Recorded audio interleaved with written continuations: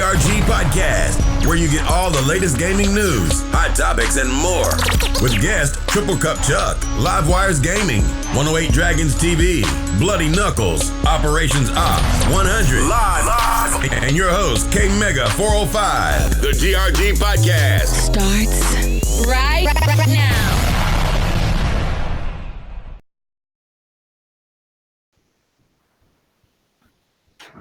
Shucky ducky, what's going on? Quack, quack.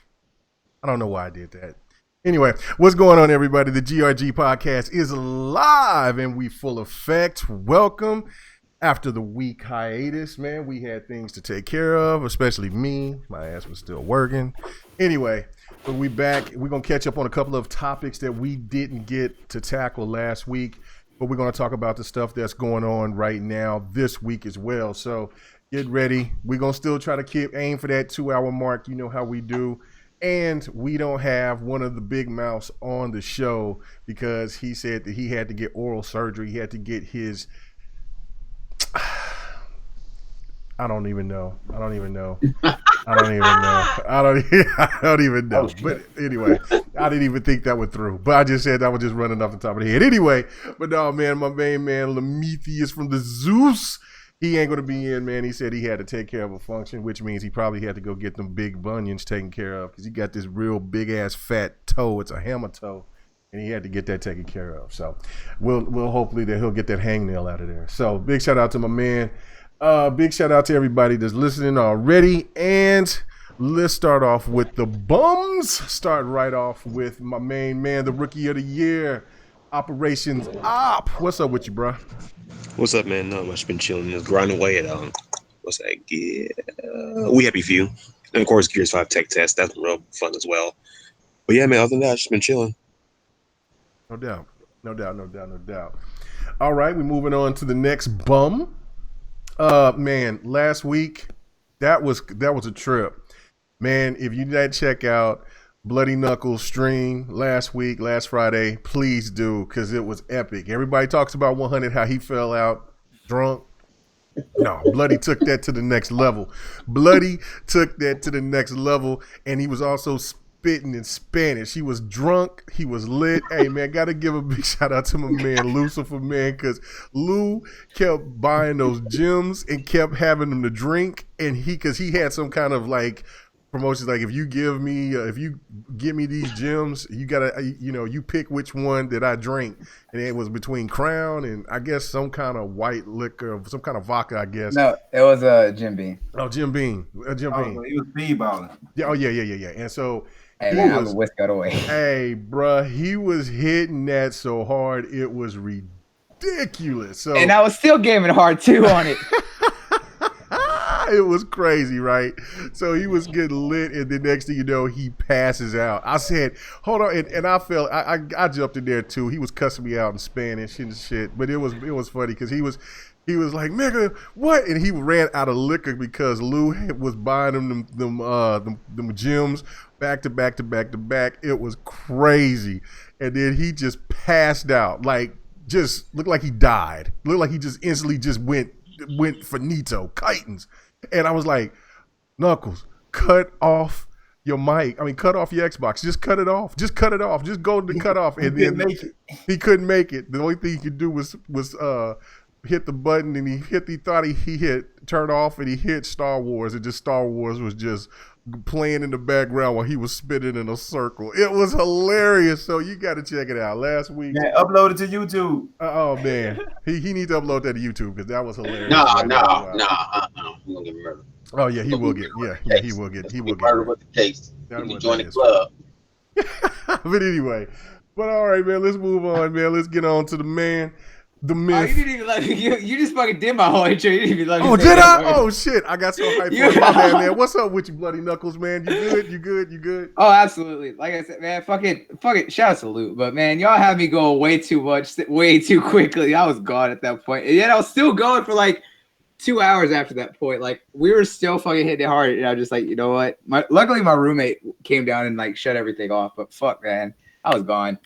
I was like, but what was funny is like I do that all the time. I was like, there's only a few times where I get like super, super drunk really quickly and can't like end up passing out like that. I've only done that like twice, but for the most part, I drink for hours on end. Like last night, I was drinking for like 7 on street.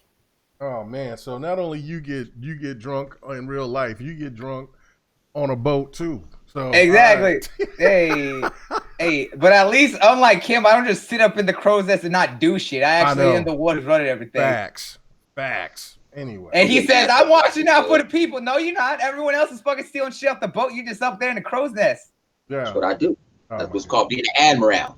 No, it is not. What? What did you say? Admiral. I'm an admiral. Admiral. That's that new stuff, man. We should have had Pred here to go ahead and confirm that rank. But anyway, speaking of rank, let's go to my main man 100 in the building. What's going on with you, bro? What's up? Y'all know it's AKA Agent Orange in the house. You know I thought he was 99 pesos. I'm one of them too. I'm everything in the book. Yeah. You know what I'm saying? Out here fresh off of getting some little maddening last night. I took 108 out. I toyed with him. He got to put up a fight. He didn't score though. He tried. And then I ended up getting my ass whooped when I played online. So I said I've talked too much, but I'll probably be on that and get on that Gears. You know what I'm saying? Hang on. When you talk about Gears, did anyone make sure that they did the 1 round of tech test right now in the past hour? I didn't have time. Okay. If y'all did not do it between 7:30 Central and 8:30 Central, I was like, y'all missed out on y'all's chance to get that special blood spray that they were giving out. Yeah, it's too late now because it's only for an hour. Yep, yeah. I made sure I got mine. I did that right now before we got on the show. Well, I had to set everything up because I still had to put gameplay together. So I was running way behind. So anyway. Let's move on. Let's see, man. My main man, we had the Vibration podcast last night. Man, we was talking about all things nerdy, other than what my boy Bloody do over there with Smash. But Triple Cup Chuck, man, good show, man. We went left a couple of times, started talking about some other stuff. But man, what's going on with you? Are you up? Man, what's good? Man, you know what I'm saying? Shout out to you, K Mega. You know. Bound, and I know Lemon, he ain't out here right now, but you know what I'm saying, appreciate y'all for coming rocking out with me, doing a little special thing with San Diego Comic-Con, and then I'm doing a double shift right now. I was on Crossfire, came on here, I full of energy, and then tomorrow, you know what I'm saying, I'm on High That Bloody, you know what I'm saying, was it good, you know what I'm saying, we can keep it going, because Comic-Con is just like E3, man, we had it is. Out, man, it was up. So you know I had to have my boy over there on Smash with us, so Chuck gonna be on with us tomorrow. Oh, nice. Hold on, let me give a shout out to Cedric H. He said, we doing it live. What's going on with you, bro, man? Appreciate it. What's up, Noof? Man, we're seeing up in there. I hope you seen when I said what's up to you, man. So glad you came up in the chat. I see Salty in the building. Oh, man, we see the best of the people up in the spot. You know what I'm saying? Beastie. You know what I'm saying? We see Frankie. We see Jay Andy. Slayer. You know what I'm saying? Man, you know what I'm saying? And, oh, look. Oh, what's going on here? Hey, in NYT, what's going on, man? Appreciate that. Look at that, man. He became a member. Hey, man, I only thought Xbox was the only one that got that. What's going on, man? Nice. Okay. Appreciate that, man. I was not expecting that, bro. But thank you. I promise you, I'm going to put a dolphin up there. And that's what's going to be the main sticker, man. That's going to be the main sticker. I know Jazzy Noof, he's been a member for damn near ever since we started or whenever they started implementing that. But, man, yeah, I'm going to have to get a dolphin for our man Livewire because, you know, he's going to come in like, bruh, man, sometime in the next 10, 20 minutes. I don't know why he does it, but he tried to make an excuse. Oh, man, it's my daughter, man. It's Ivanka, you know, and, you know, she got a little thing, you know, she a little testy and stuff, you know. All right, yeah, so whatever. We know how it is. He probably sitting up there. I don't know. I'm not even going to do that. Anyway. Oh, dang. Oh, shit. I want to be messy with everybody today. No, I'm not. All right, man, let's get to the topics. Oh, good grief, man. Let's start off with something from last week. We didn't really get, since we didn't have the show last week, want to talk about this, and we can be brief about it. I'm sure everybody beat it like a dead horse. But the smoking situation with Gears. I know that a lot of people jumped. Whoa, we got another member. What's going on, Sleepy Goblin? What's going on, man? Appreciate you, man. Thank you for showing support to the family. Man, definitely appreciate it, man. And hey, if you got any ideas of what kind of stickers y'all want me to put on here, it's cool. He said he's joining for that dolphin. I'm gonna get that dolphin, bro. I'm gonna get that dolphin for you. I'm gonna figure that out, and I'm gonna put that in there. And the dolphin, I want to see dolphins everywhere. So, and I'm still gonna get that stream deck so we can keep that dolphin sound forever. He'll never avoid it. Anyway, so we appreciate you guys. Thank you so much. But anyway, about the whole smoking situation with Gears, like I said, we know a lot of people probably beat it like a dead horse all over the place, so we can be brief about it. So first off, I'm going to start off with you, 100. Get your thoughts about it. What's up, Lady Infamous? What was it a big deal to you? Was it something that's concerning? Is it one of those things that where you feel like it's one of those SJW things? Where are you at on this? Man, I didn't think it was no big deal. I didn't pay attention if people were smoking or not. I'm ready to chainsaw people. That's what I was looking. I want blood and gore. I think out of a couple of games, like 2 people had something. But you know what? I like how, they came out and said, no, it wasn't pressure to doing anything. We wanted to do it on our own because, I'm not, I don't like smoking. I had people around that died over the lung cancer and stuff like that. I wouldn't have told nobody nothing. It ain't no big thing, but I guess people need something to run their channels or whatever. There wasn't no big, I don't see the outrage. We talking about a cigarette smoke. That's not niche, that's like you telling they taking out a gun or they taking out the blood in the game. No, that's one of the goriest games that exist. So it ain't no big deal, man. People, I thought we was gamers, you know what I'm saying? Not the such justice police. Hey, we got some dolphins. Look at my boy. Jazzy, no, we got the dolphins. Hey, man, if you want to summon, this is what we're going to do. We're going to summon Livewire here. So I want to see as many dolphins as possible.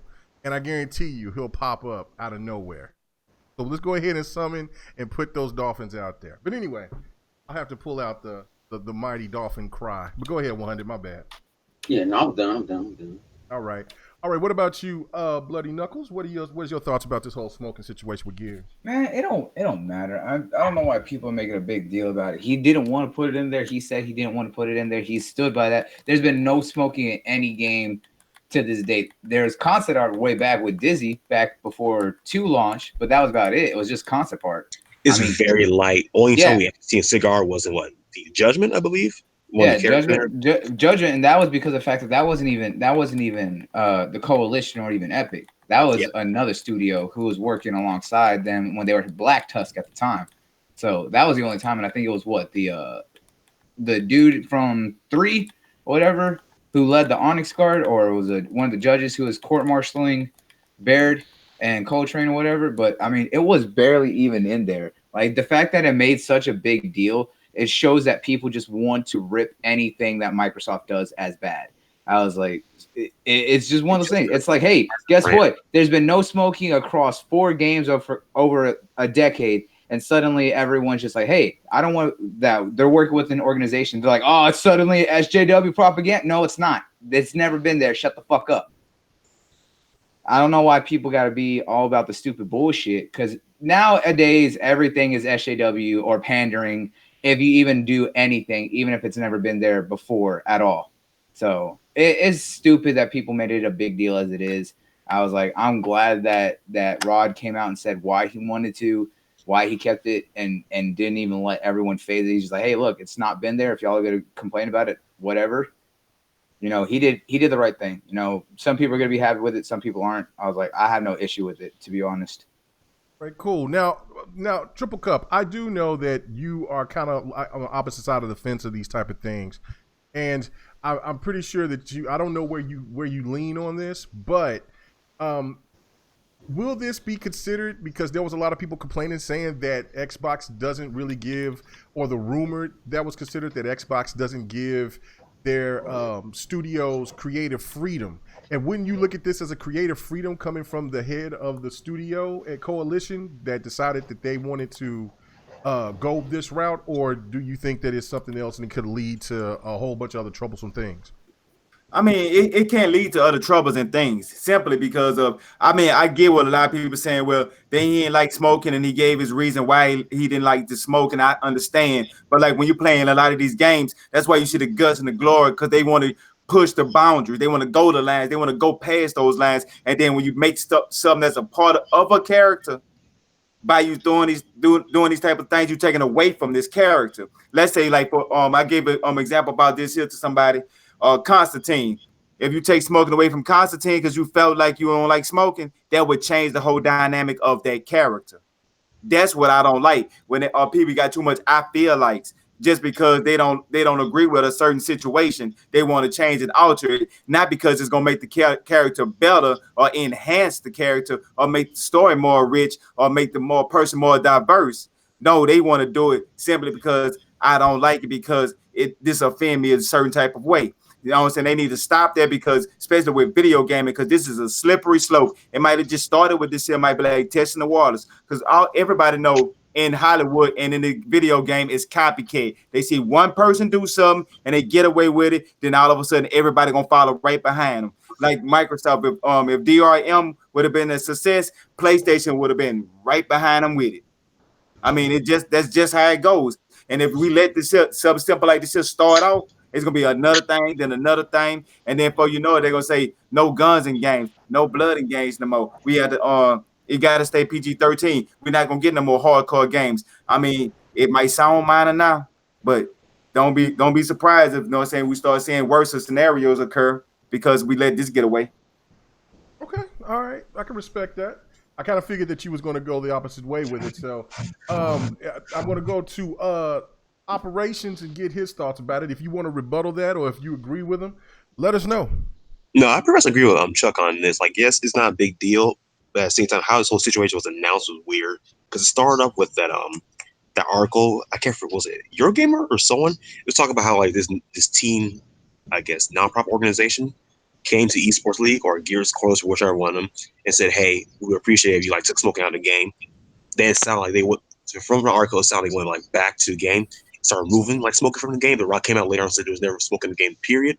Because like that whole situation is weird back and forth. Because at first it looked like they took smoke out of the game because they like strong armed them into it.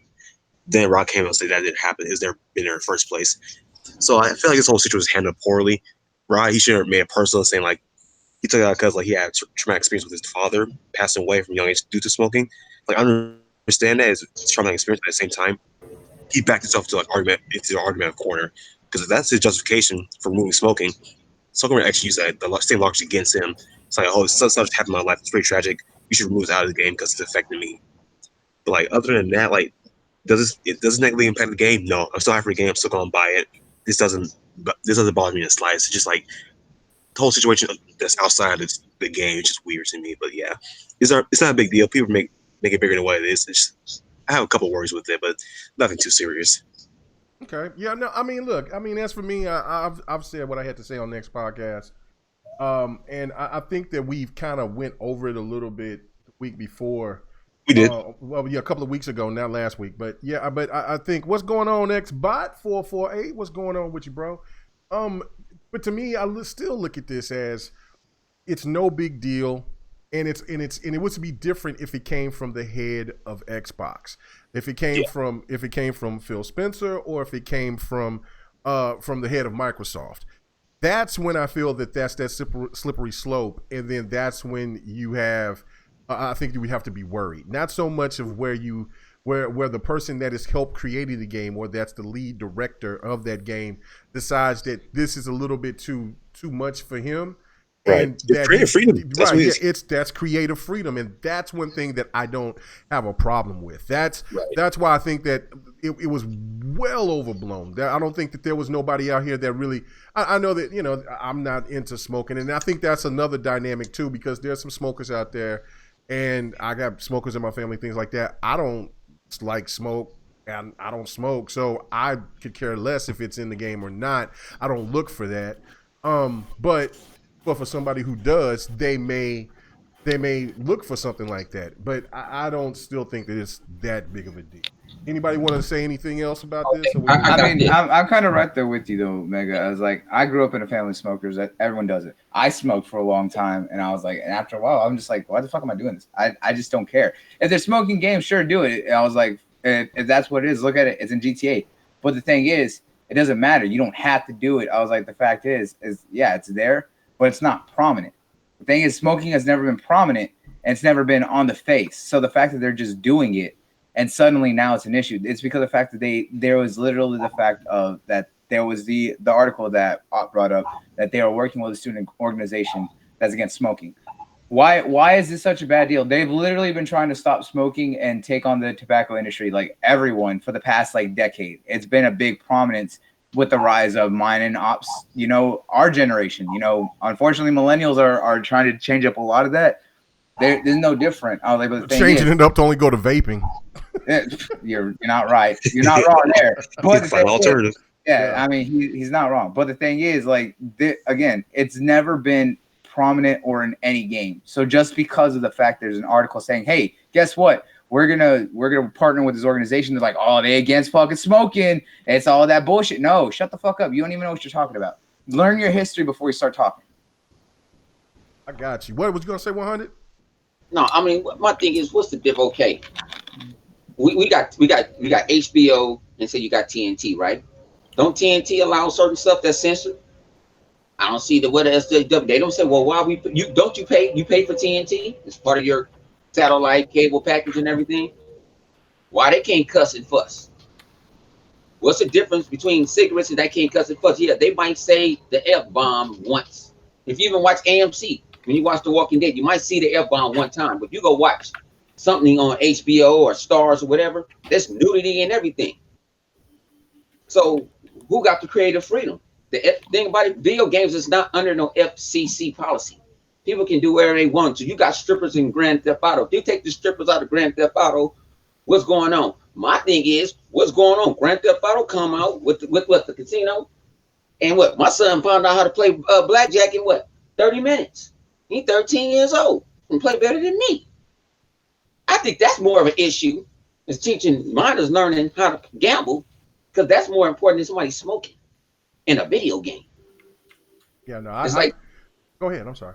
Yeah, that's like I say, it's like people takes the petty stuff, but look at the stuff that can affect us in the world.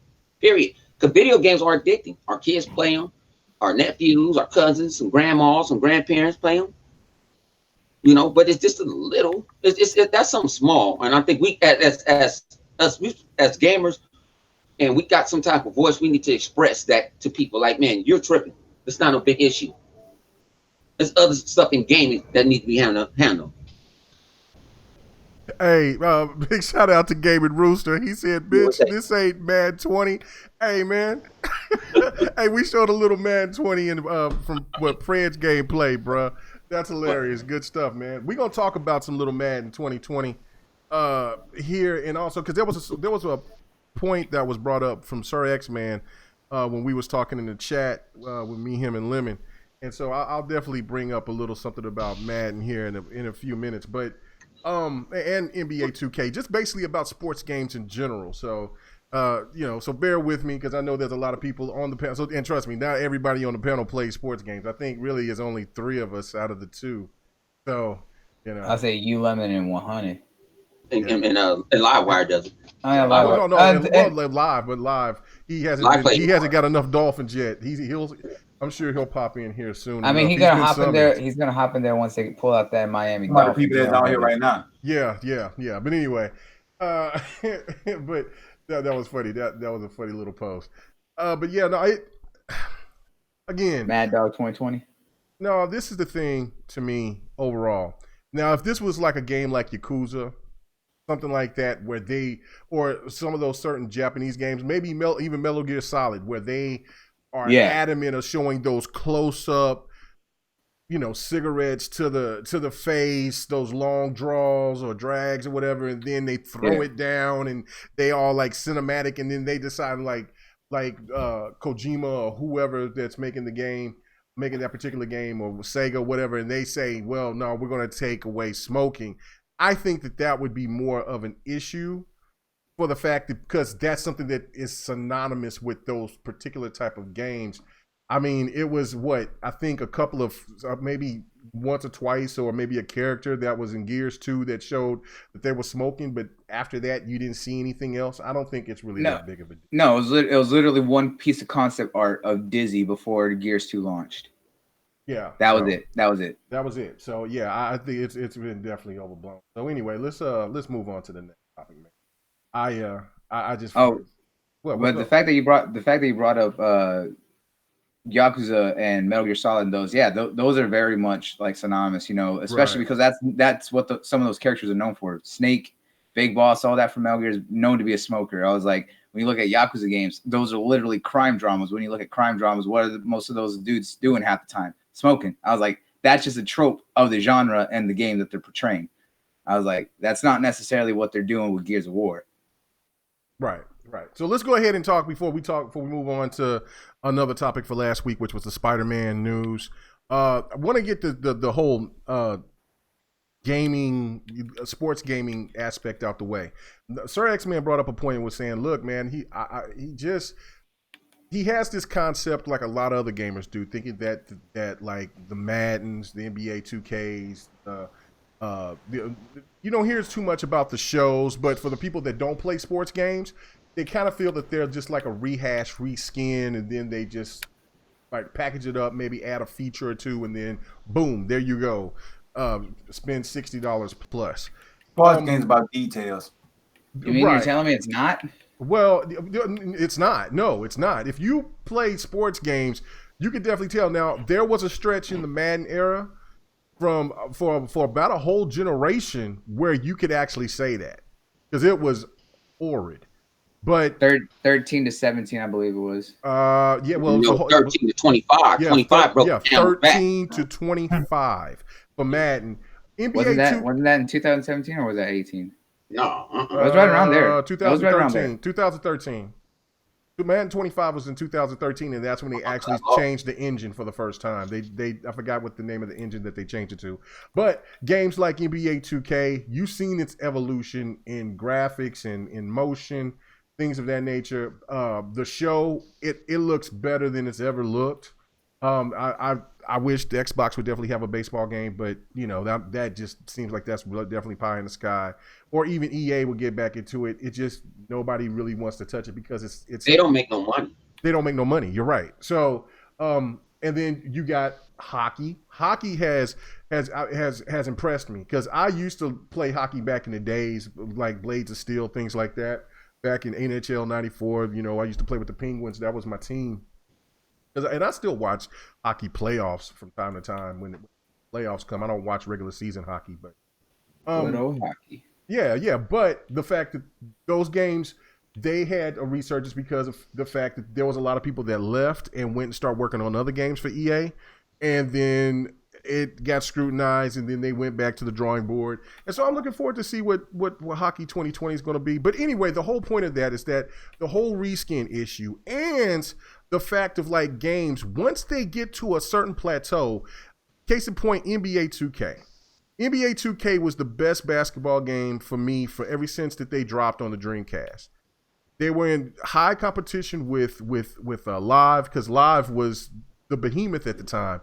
Really good basketball game. There was flaws and benefits for each one. I always thought the NBA Live always had a better post game than NBA 2K. But the one thing about this now is that now NBA 2K is the only show in town when it comes to basketball. Madden is the only show in town when it comes to football.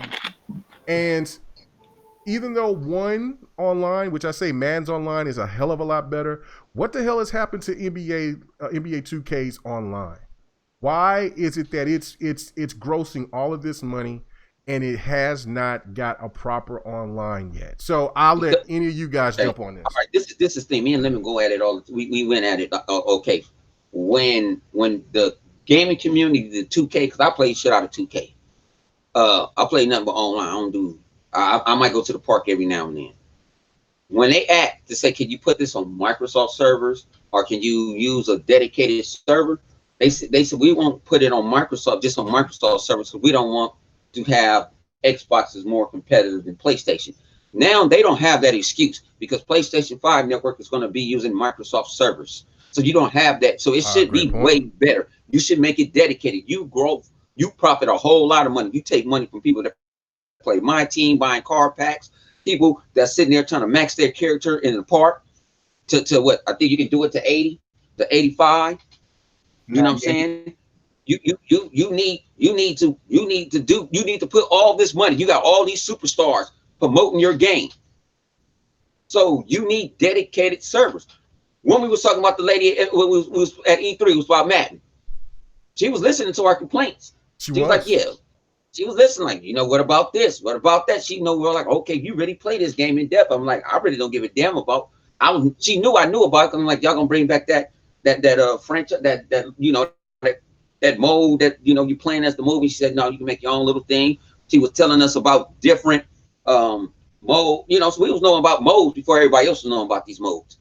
But you can see, you know, my thing is if you're gonna play this game, and I think this will be a killing and will be great for sports gaming, since we are mostly digital now, where you make it a subscription base, because you can change graphics in an update. Drop it down to $40 a month, $40 a year. And then you can keep, and then your routers update or something, give something back because they gross a lot. People, these Madden cards, these ultimate teams, FIFA really kills. You got kids spending their parents $10,000 on FIFA. I don't even play soccer no more. I ain't played soccer since I think the Genesis days. But these games gross a lot of money, and the NBA makes money off of, the NFL makes money, the NHL, they're making a lot of money off these games. It's time for you guys to give us something. You want me to pay $60, well, I pay $53 because I got EA access, to pay that again. You need to give me something better. Like Madden, I can tell now. Lemon and play Madden. When we played Madden last night, he said, yeah, I can see the animations is different. Like, okay, y'all really put y'all time. Y'all just didn't throw another skin on it and let me go with it. You didn't throw another skin. So this shit is crazy. But like I said, I know people, I ain't buying no more. You know, I ain't buying it. Or they just don't like it, you know. But it's time for dedicated servers when we play online. We need dedicated servers, 2K. Yes, we do. And I would, even though Madden plays really well, haven't really had any issues last year playing Madden, or at last couple of years playing Madden. But the fact that just dedicated servers would just makes sense. And you hit it right there, man. That was absolutely right. Big shout out to Lady Infamous 415 for the little support. You know what I'm saying? Appreciate that support, man. It's actually really big support, man. Any support that you give, it's all love. But she said, what's up with you, girl? And big shout out to the Grown Women of Gaming. Go check them out every Saturday. On my time central, it's 11 o'clock. But I think on their time, I think it's what, like 8, 9, 10, something like that. I don't know. You gotta let us know in the chat. But go check out the GWG, the ladies out there, man. They do. It's 9 a.m. over there on the West Coast. West Coast, yeah. Yeah. Hey, man, AJ, it's all good about what Westbrook, man. It's rebuild, thunder up. It's always going to be thunder up with me, man. It's just like with my Rams. I had to go through all that torment of my Rams going through just being a horrible team for 13 years, and then they went back to the promised land. Hopefully, we'll get back there. So no, it ain't sorry. This is just business. And everybody using the Rams on Madden. Bullshit. I'm kicking their ass. They got me bad. That damn defense too damn fast. I swear, man. They don't play my team like I play them, so I ain't worried about it. They got Donald OP. Donald is. He's 99, bro. He's defensive player of the year. Something that they didn't put in a Madden Omega because I don't think you didn't get to play it yet. Yeah. Something they did. You know how I used to jump, use the R trigger to jump the line early, to do it. Mm-hmm. So you know how you need that whole A to do a swing move. Mm-hmm. You got to time it now, and it shows you. And it'll show you how you fighting against the offensive lineman to change it up. Nice. This is Big Nasty. This is God damn, because this is my gameplay. Yabara, how do you say his name? Zabara. It's Ninja Gaiden. It was a game that came out on the 360. And hopefully this game will come out on backwards compat because it was an Xbox game. I don't know if it came on PlayStation. I know I bought it on Xbox and then I got it on PC. This is me playing it on PC, but this but yeah, this was Zibara. Are you talking about Ninja Gaiden Zaibatsu? Zaibatsu, that's his name. You know I can't do that. Let me be country. But that was the thing right there is where they this is this gameplay right here. Man, this game is dope. This game got rated so low. They called this game a bust. I think this was like one of the worst rated games of that year. Matter of fact, I think it was. If you look at it, they say it's one of the worst games that ever came out in the PlayStation 3 360 era. It was in the top 10, I believe. Top 10, top 20 for sure. And this game, it couldn't be more fun. That's when I really started understanding about how like I you know what? I listen to reviewers, but I'd rather play the game if I'm interested in it first, and then I'll be the one to be the determining factor of it. But anyway, yeah, but I think that's how everybody should do it. But anyway, go ahead, Chuck. You've been quiet, man. What's going on, man? What do you think about this whole situation? I mean, I had got lost in the gameplay. Oh man, I know it's memorizing too. Hey, big shout out if Xbox probably bounced out because he know I was going to start bragging about my landslide victory in gameplay this past weekend. Killed him. I killed them all. So I got a week off. Yeah, man, we had went so far left because we got to talk about Madden. Then we went to the gameplay. What was the original topic? Well, it's basically just about like the online servers.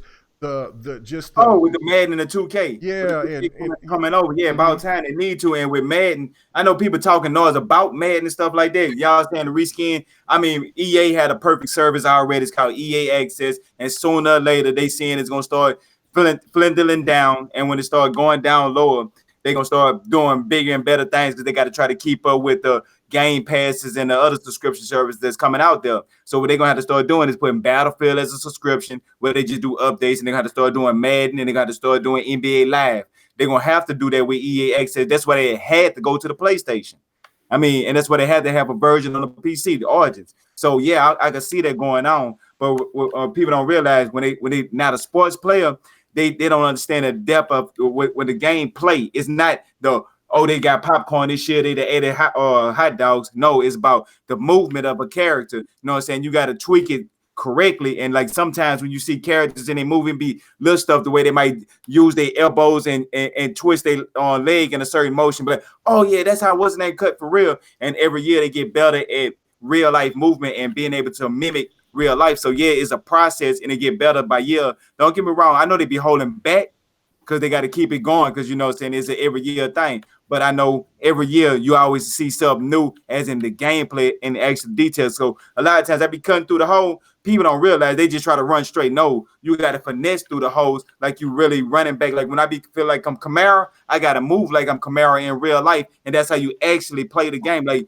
okay, this how this person throw the ball. This, you know what I'm saying? And they mimic it every year, get better and better. So y'all got to realize it's the details. Like what quarterbacks throw the ball, like or Drew Brees and he come down to the huddle and he's standing the way he look and he motion his body. They, you know what I'm saying? Every year they didn't have that in the year before. They mimicking more stuff like that. So it's all the depth of the details.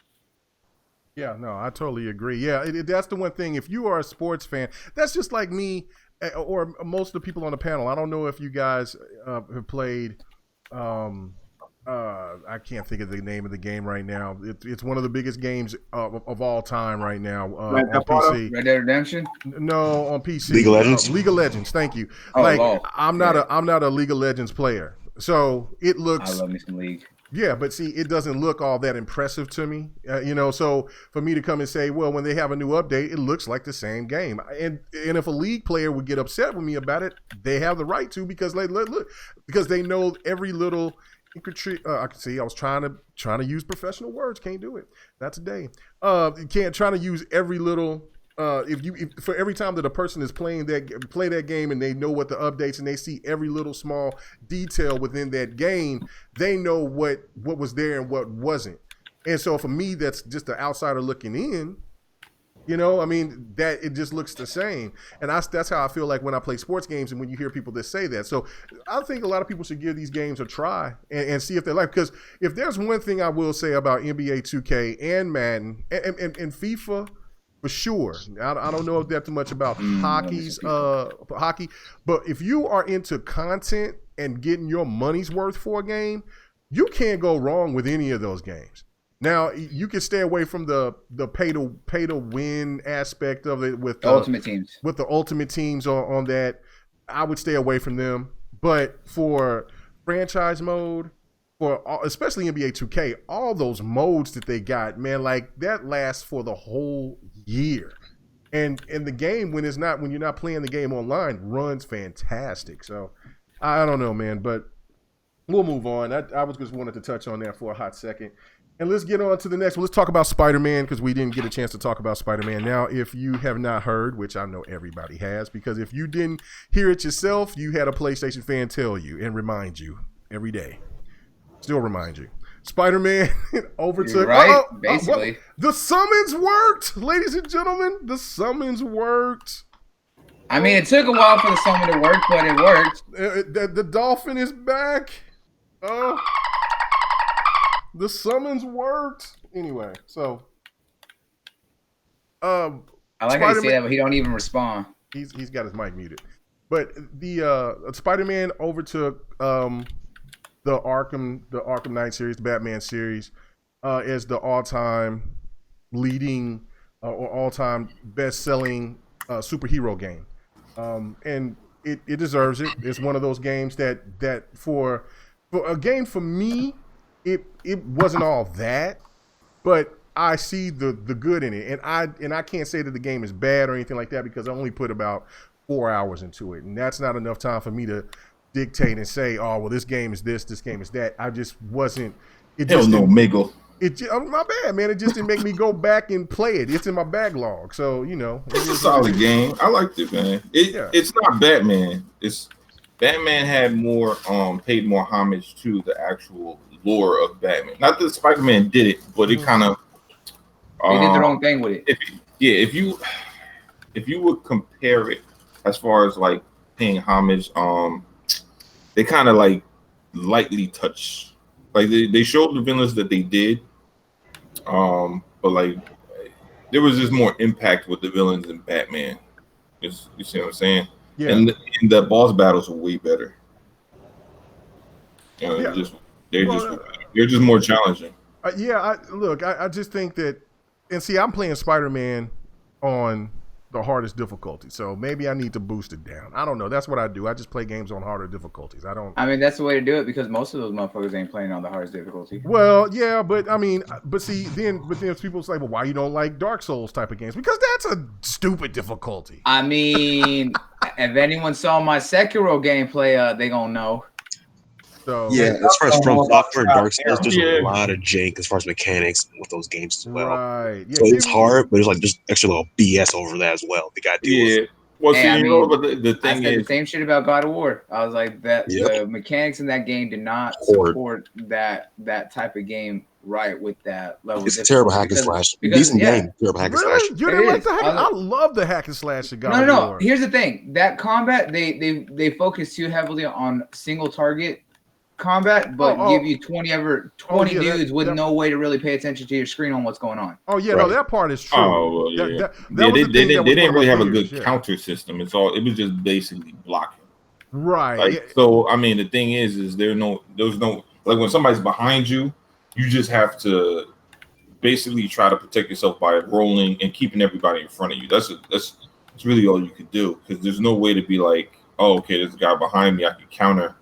You know, like in Batman. And even, you know what the thing that was frustrating about Spider-Man, and this is the only reason why I think it's not as good on a harder difficulty, because of, you know, you'll deal with the little cheats, I would say. You know what I mean? Like when you play those type of games, when it's not like designed to really play on the hardest difficulty, it's going to be like, how the hell this dude hit me with that? You know, type. Yeah.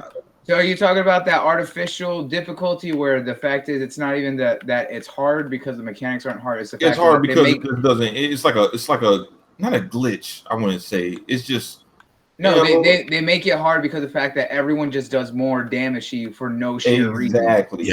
That's artificial difficulty, and that was my biggest complaint with God of War. As I played through God of War on the hardest difficulty, I was like, there was enemies that did so much damage for no sheer reason other than the fact that they are just making it hard. Because I saw the difference between Give Me God of War and then the difficulty underneath that. When I checked it out, I was like, dude, there's no way this is the same bullshit. Yeah, because it's artificial.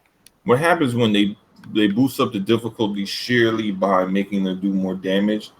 It doesn't really necessarily adjust the game to make it difficult in the way of like, all right, let me strategize how I would attack, these type of villains. It's more like, you almost have to cheese them to get them, you know what I mean? Like you try to pit them in a corner and be like, all right, I'm gonna get this guy in the corner. And then that I got to isolate like, hey, them that way. This is the one move I know that I could throw halfway across the area. If I just keep running back and forth and keep them going in circles, I'll be able to. Like, you remember those games we used to play back in the day? Those little 8-bit games. You'd be like, man, this is hard as hell. And then you realize, oh, this dude can't jump over this block, but I can hit him when I'm behind this block. All right, cool. I'm going to just keep on slashing until this guy comes. It's kind of like that, Like, right. Yeah, no, that was the thing about it, though. But I'm giving the big shout out to Spider-Man because that's a fantastic feat. I said it. It's a good game. It's a great game, and I'm glad everyone who enjoyed it. But I'm just saying, it's one of those things. I ain't giving Spider-Man nothing. What's innovative in that game? What's innovative? Ain't it's the same Spider? It's really the same. It's really Sunset Overdrive that you can run, and then you got Spider-Man from the last Spider-Man. What's so really innovative about it? What? People bought it because just like people buy Star Wars games because of the name. Spider-Man is hot right now. Yeah. And they bought the Spider-Man. That's what it is. To me, it's us again. We can't be overhyping these games. It's a decent game. But they played it smart because Spider-Man had hit a lull, right? The game started dipping when the franchise kind of hit their right after Spider-Man 3 kind of went to the shitter. The movies weren't selling. So it was like, the games then kind of went with the movies, but then, Marvel built the buzz back up and they did the deal with Sony. So Sony was like, and Disney were basically like, yo, you got to build the game right now. Disney was like, I want my money. And Sony got its regular cut like it would for any other multi-plat that's on its console. So it's a win-win for them, Yeah, it is. It is. But go ahead, 100. I'm finished. But I'm like, what's so revolutionary about the gameplay? It's the same game. See, Xbot will agree with you 100% because he feels the same way about the game. The same Spider-Man game that you played, the one that you could play. It's the same, really. It's just better graphics. And it's better graphics. And a little bit more storytelling. Not on the Slim. It's not using the character. I can't really remember the story in the other one, to be honest. The best Spider-Man game I'm gonna say is still Maximum Carnage. That's still the greatest one of all time. After that, I would say Web of Shadows. Web of Shadows. Yeah, as far as start showing pictures and start showing video and matching them together. You're doing the same thing. You swinging around the thing. You're doing stuff. Come on, 100. Come on, don't do that to the game, man. The game outsold Batman, man. Man, Batman. You act like you outsold Halo or something. No, I'm saying in the sense of I ain't giving them boys no credit. What credit do? It's inflation now. And all that stuff.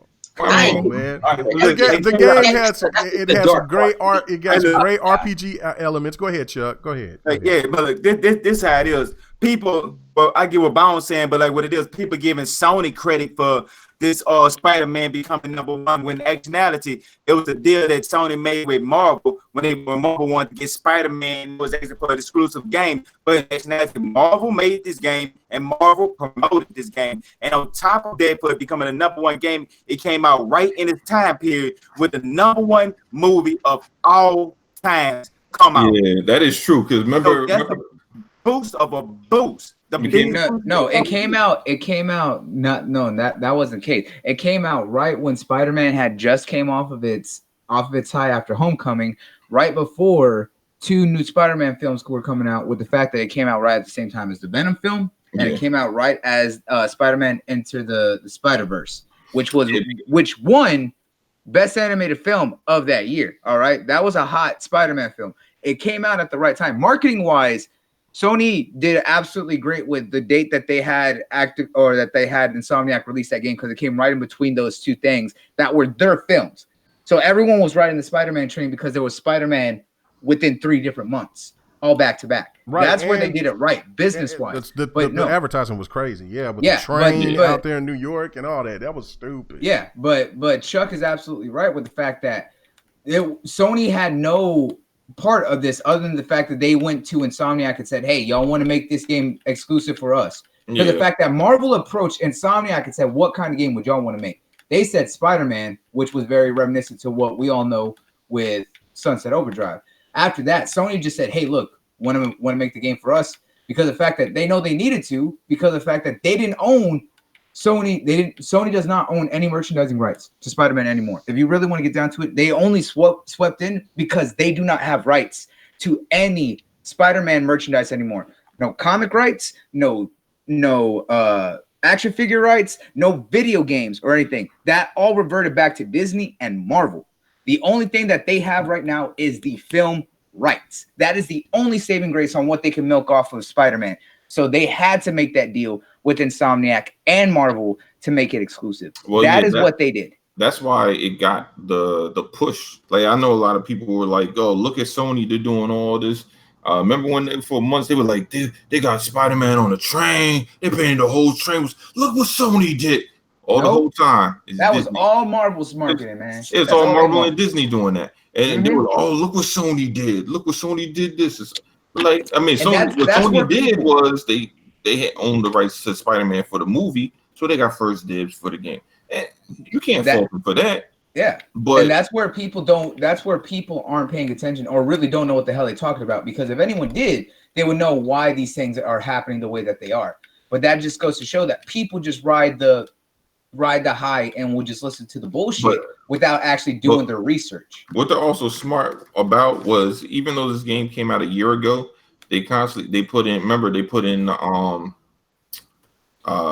wasn't it like a special suit from the Avengers that they put in there? The Iron Spider suit. All right, so they put in that, and I think that's the first one came in last year, right? Right after, was it right after or right before Infinity War? It was no, Spider came out after Infinity War, but they did that right before the game. Yeah, so all right, so you had the one with the Infinity War, right? And then after that, so they still were pushing that with other suits, and then now Spider-Man Far From Home came out, and they give you the two new suits from that. That's ingenious, because people that didn't play the game are gonna go pick it up because they're like, oh, it's the only Spider-Man game that there is, and even though it's old, they could, not everybody has played it, and then the people that do own it already, they'll just go buy the suits. So, or I don't know if they're free or not. I believe they're free. Yeah, I haven't turned it on. Unless you unlock it. I'm trying to finish Days Gone first, man. I ain't putting. I gotta rant about that game in a little bit, but yeah. Okay. All right. Well, regardless, I think you guys is I don't know, man. I don't know. I give the game its props. The game. Oh no. That's what that's why I don't want anyone to misconstrue. That's why I don't want to misconstrue. Is I'm not dissing on Insomniac. Insomniac did a great job. They did what they had to do, and the game came out well for what they were doing. And I love Insomniac. I do not fault Insomniac. They did a great job. The issue that I have is people not knowing the truth about why that game was and had the marketing and appeal that it did. I was say, you know what? I was like, I agree. It's not as good as the storytelling of Batman. The Arkham series of trilogy of games had some of the best story. And you ask anyone who's played all the Spider-Man DLC, those DLCs were so cut up and so stupid. They said that they should have just waited and did them all in one big thing instead of chopping them up as 3 little story pieces. I was like, and that is sad to hear. But the thing is, they did what they had to do. I was like, and I don't fault them for it. Since they got it, they did a great job. That's all to them. But the thing is, just the hype around it is completely blown out of proportion compared to the achievement that Rocksteady achieved with Batman. They completely redefined that melee combat. that literally defined a genre, kind of like what Dark Souls did, and literally a style of fighting that every game has copied. You don't see that coming from Spider-Man. They did not do anything that was revolutionary. Batman did. That's all I'm going to say. All right. Preach. Operations. Preach, brother. You got anything you want to add to this? See, y'all put the lawyer to sleep. Y'all put the lawyer to sleep because y'all over here complaining about the greatness of Spider-Man. Oh no, he's all over that. He's all over that Batman too. He about the truth. Stop it. Batman is not in nowhere comparison to the mighty Spider-Man now. Get it right. Number one, bitches. Spider-Man, we gonna give Spider-Man a soul clap. Look, I still love Spider-Man. I'm not hating on Spider-Man, but I'm just saying that. I'm just congratulating him. I don't care either way. I mean, I have the game. I supported it. It's in my backlog. I'll get to it when I get to it. I'm not in no hurry. I play games when I want to, and that's the thing. I mean, I bought it because you're a fraud. That's what it is. I know I'm a fraud. That's just what it is. But regardless, let's go on. Let's move on to this. Oh, BZ says, can we take the phrase damage control out of today's vocabulary? Oh, man, please. Thank you. Oh my God. Oh shit! Zeke said Batman was overrated. Okay, listen here, sir. All right, I mean, everybody's entitled to their opinion, right? Like, I mean, no, I know. Everybody's entitled to their opinion. So let's move on. All right, so with this week's stories, let's go straight to this story with Xbox. The Xbox hardware. Well, I think that was more of was it? I think it was this week. It came out like at the end of last week, like right before the show started this week. This week. All right, so let's go ahead and talk because we talk about it all. We don't hold nothing back here. Damage control equals disagreement. So now I'm going to see. Now I'm going to find out where we lie on this situation. Now, okay, there was some numbers that came out, and the number hounds came out of the woodwork. And the one thing that they kept pointing out is the fact that that Xbox hardware was down 48%, even though that the Xbox Live was up, what was it, 3%, something like that? I don't know. It went up to 56 to 65 million users. But I think it was like 23% or something like that. Okay, because it was a relatively big increase. Okay, cool, whatever. All right. Increase numbers, whatever. It just, but the question I have, you guys, is, and I'm going to start off with you, Triple Cup. I don't know. I see his mic muted, so maybe he might be gone. But all right, let me start off with OP. Should GRG sell our Xboxes and join the bandwagoners, man? Should we just wrap it up, man? Join the bandwagon and sign the contracts, man, because the Xbox hardware has been 48. It's down 48%. I mean, is it at the point to where now Xbox is about to close its doors here the next couple of weeks? Liquidation, Pretty much, but give me 1 second. Taking over with. Man, he said hold up because of the fact that he's gonna sell it right now. He's on that eBay right now. Oh, okay. He's gonna sell it right now? Okay. Yeah, he's selling it right now. Okay.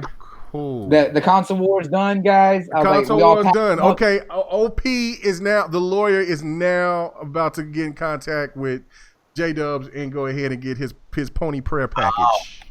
No, what the lawyer's doing right now is he's reaching out to Sony so that way he can start writing up our official contracts because he is our representative. So he's working on it right now. So he's working on it for every individual person from GRG. Okay, all right. So cool. Let me go to Triple Cup Chuck while he's over there doing his thing, working deals. Okay. Well, hold on. Let me go to Chuck now since you was over there doing deals. Yeah, go ahead.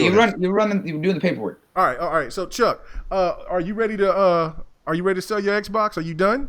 48% down? That is ridiculous. First of all, I be on the Xbox because that's what I enjoy. And it could be me and just the people I associate with and everybody that listen to the podcast. As long as we all in here, I'm good. You know what I'm saying? They can have people jump the bandwagon. I know that's what a lot of people do sometimes. Mm-hmm. They don't disagree with one thing, so they go hop over somewhere else and they'll be back. You know what I'm saying? The car hoppers, that's what they are. But hey, I digress. I'm staying where I'm at. I'm good. I'm like a tree. I'm planted. But 48%, Chuck. That means it's done. It's over. Nobody's not buying it. Nobody wants the Xbox. That's what I've been told. That's on them. But see, on us, we gonna still enjoy it. And you know what I'm saying? I suggest to everybody in the community. You know what I'm saying? Don't worry about those numbers, because when people start seeing us playing games and they see the games that we playing, they're gonna be back over here. A lot of these are like the super casuals. They just hearing like the PlayStation crowd saying, "Come get this PlayStation." But then as soon as they hear about the Xbox, they're like, "Oh, I like to play these type of games as well." And then they'll get the Xbox. But a lot of people might be just gonna skip the generation and just hop straight to the next generation. You know what I'm saying? Some people might be going to the next generation straight from the 360 because they still got a lot of stuff that's going on. So it's a lot of variables that's out there. So I don't think ain't nothing gonna really change. We still gonna be on the same boat, same train, and we're gonna have the same thing going with the X Cloud. Okay. All right. Cool. All right. Livewire, are you ready to sell your Xbox? Move on. I mean, you're already playing Days Gone, so you're halfway there. So I mean, you're ready to go ahead and get rid of that. 48% down, bro. Is it time to give it up? Is it time to go ahead and say it's time to move on from Xbox? PlayStation is the more dominant. It's where everybody should just game and not game anywhere else. Well, this is what I think. One, it's close to the end of the generation, right? Xbox has declared that they have another console coming next year, and we already know from the previous year that all games moving forward will run on all consoles. So there's really, unless you need an X like tomorrow, there's really no reason to go get one. And unless you have an Xbox you need, like myself, and I got the Sade one, there's really no reason to go buy one, even though the shit did sell pretty well, but when it was in stock. But I mean, the only reason why you're gonna see, especially the PlayStation versus the Xbox, is people don't know if Sony's gonna make their stuff forward compatible. They believe they are, but they don't know. So it kind of. I mean, I can understand why people would pick up a PlayStation. I mean, other than the fact that it's a more popular console right now. But I understand. I mean, you kind of want to play the stuff right now when you have the chance, versus who knows if they're going to make you rebuy stuff when the next one comes out. So, I mean, that could be one of the reasons why. I mean, Nintendo is Nintendo, so people buy it for the handheld. So it is what it is. Cool. All right. Operations, I see you back. I think you was talking to J Dubs over there, talking about PlayStation care packages.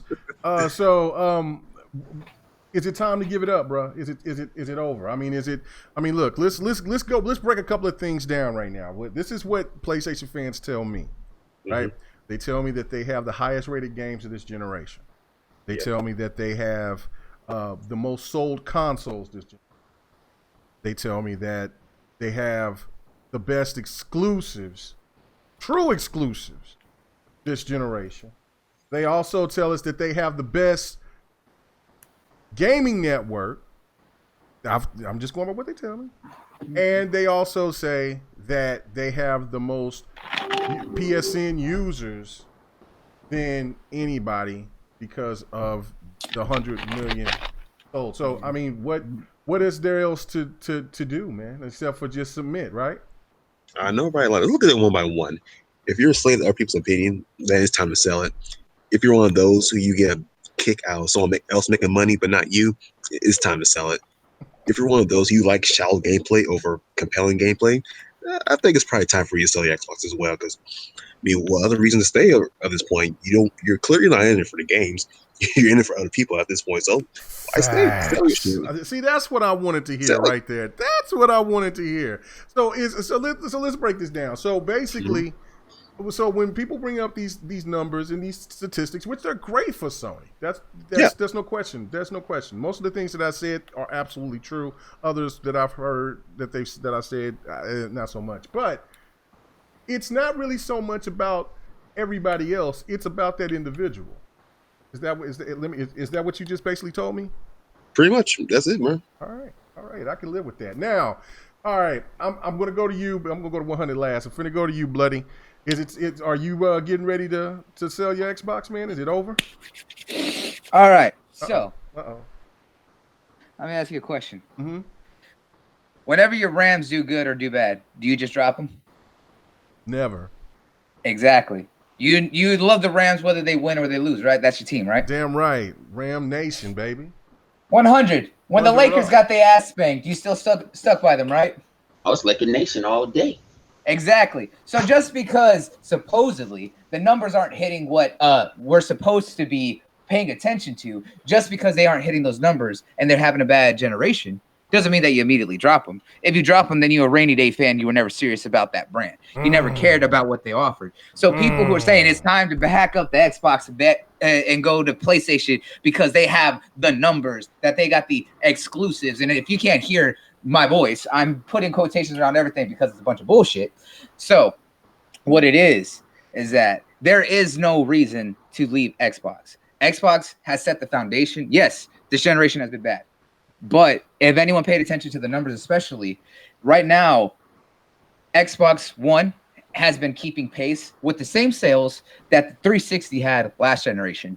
Because of the fact that I actually read the numbers, right now it's the fourth and fifth selling console for this time frame over 68 months, which is the past 5 years.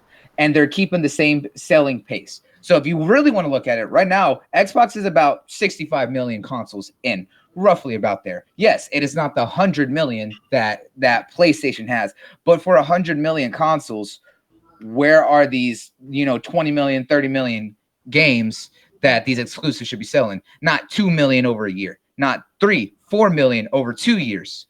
Why is it taking 2 years to even get close to above 5 million, close to 10 million? That's barely 5%, 10% of your supposed install base. When you're looking at games like Call of Duty, who do that in a weekend, looking at a game like Red Dead Redemption, GTA 5, who does that in a day. These exclusives matter, yes, to a certain degree, because that's the foundation for a brand. But they're not the end-all, be-all. None of them have had the same impact or cultural relevance as other games have set. Mario is a staple. Nintendo has had Mario, and everyone knows Mario. That is a cultural phenomenon on what that did. Zelda did the same thing. Look at what Xbox did when they started Halo with Bungie way back in the day. That redefined third-person shooters. What has PlayStation done that redefined anything?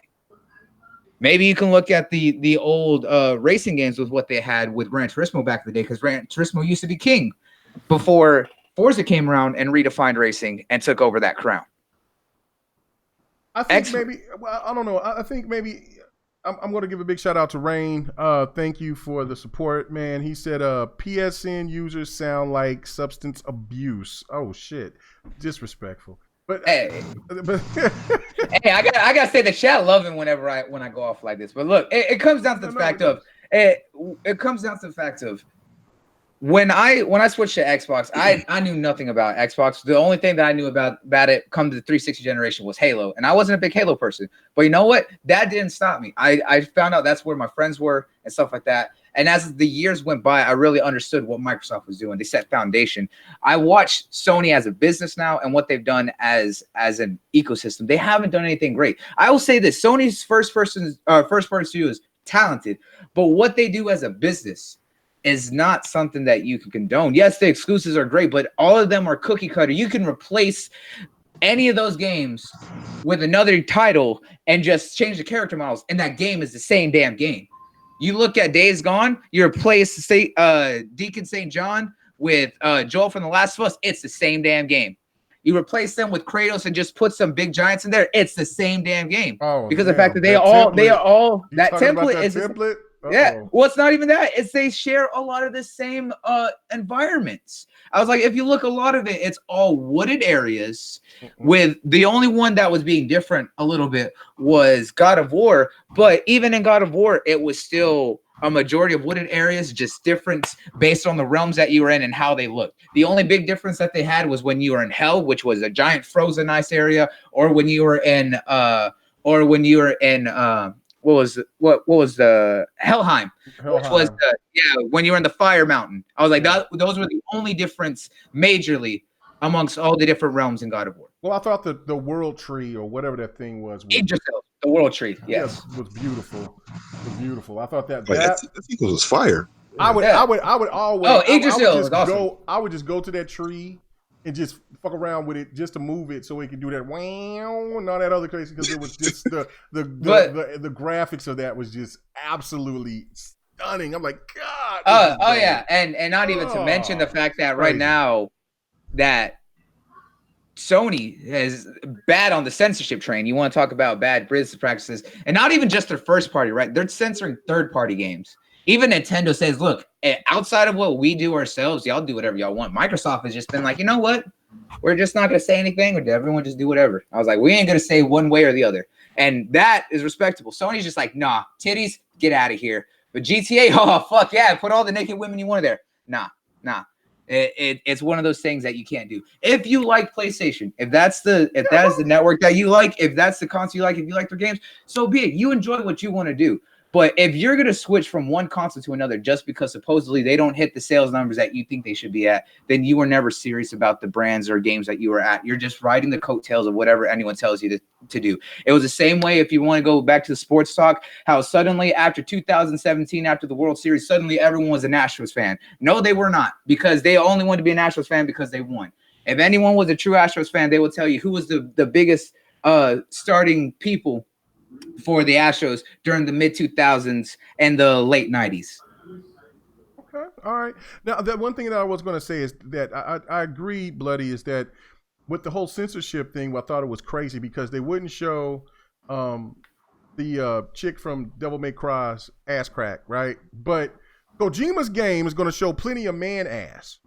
All the man ass. That's what he's gonna do. I mean, when they first showed that trailer, what was that trailer? The very first trailer of Death Stranding, it was man ass and dead babies. Like, I was like, what the hell is this? And then whales, dead whales, and floating people.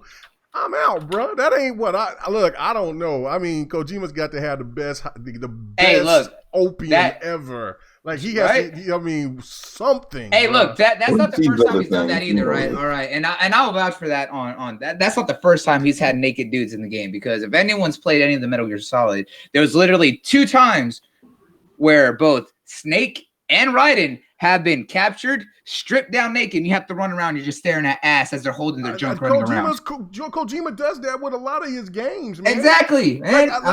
So we know that, Sony is Kojima, because I thought that studio was under Sony's umbrella, but from my understanding, from what I heard about the other day, was that people are thinking that Sony is going to try to acquire that studio is Kojima's. Now, I don't know if that's true or not, but regardless, so of course they're going to cater to him. Look, I want man-ass dead babies on my games. You better show them. And Sony ain't going to fight that. So, I mean, to fight that on Devil May Cry, it's crazy to me. But regardless, it is. Yeah, because they don't support Capcom like that. You know who did?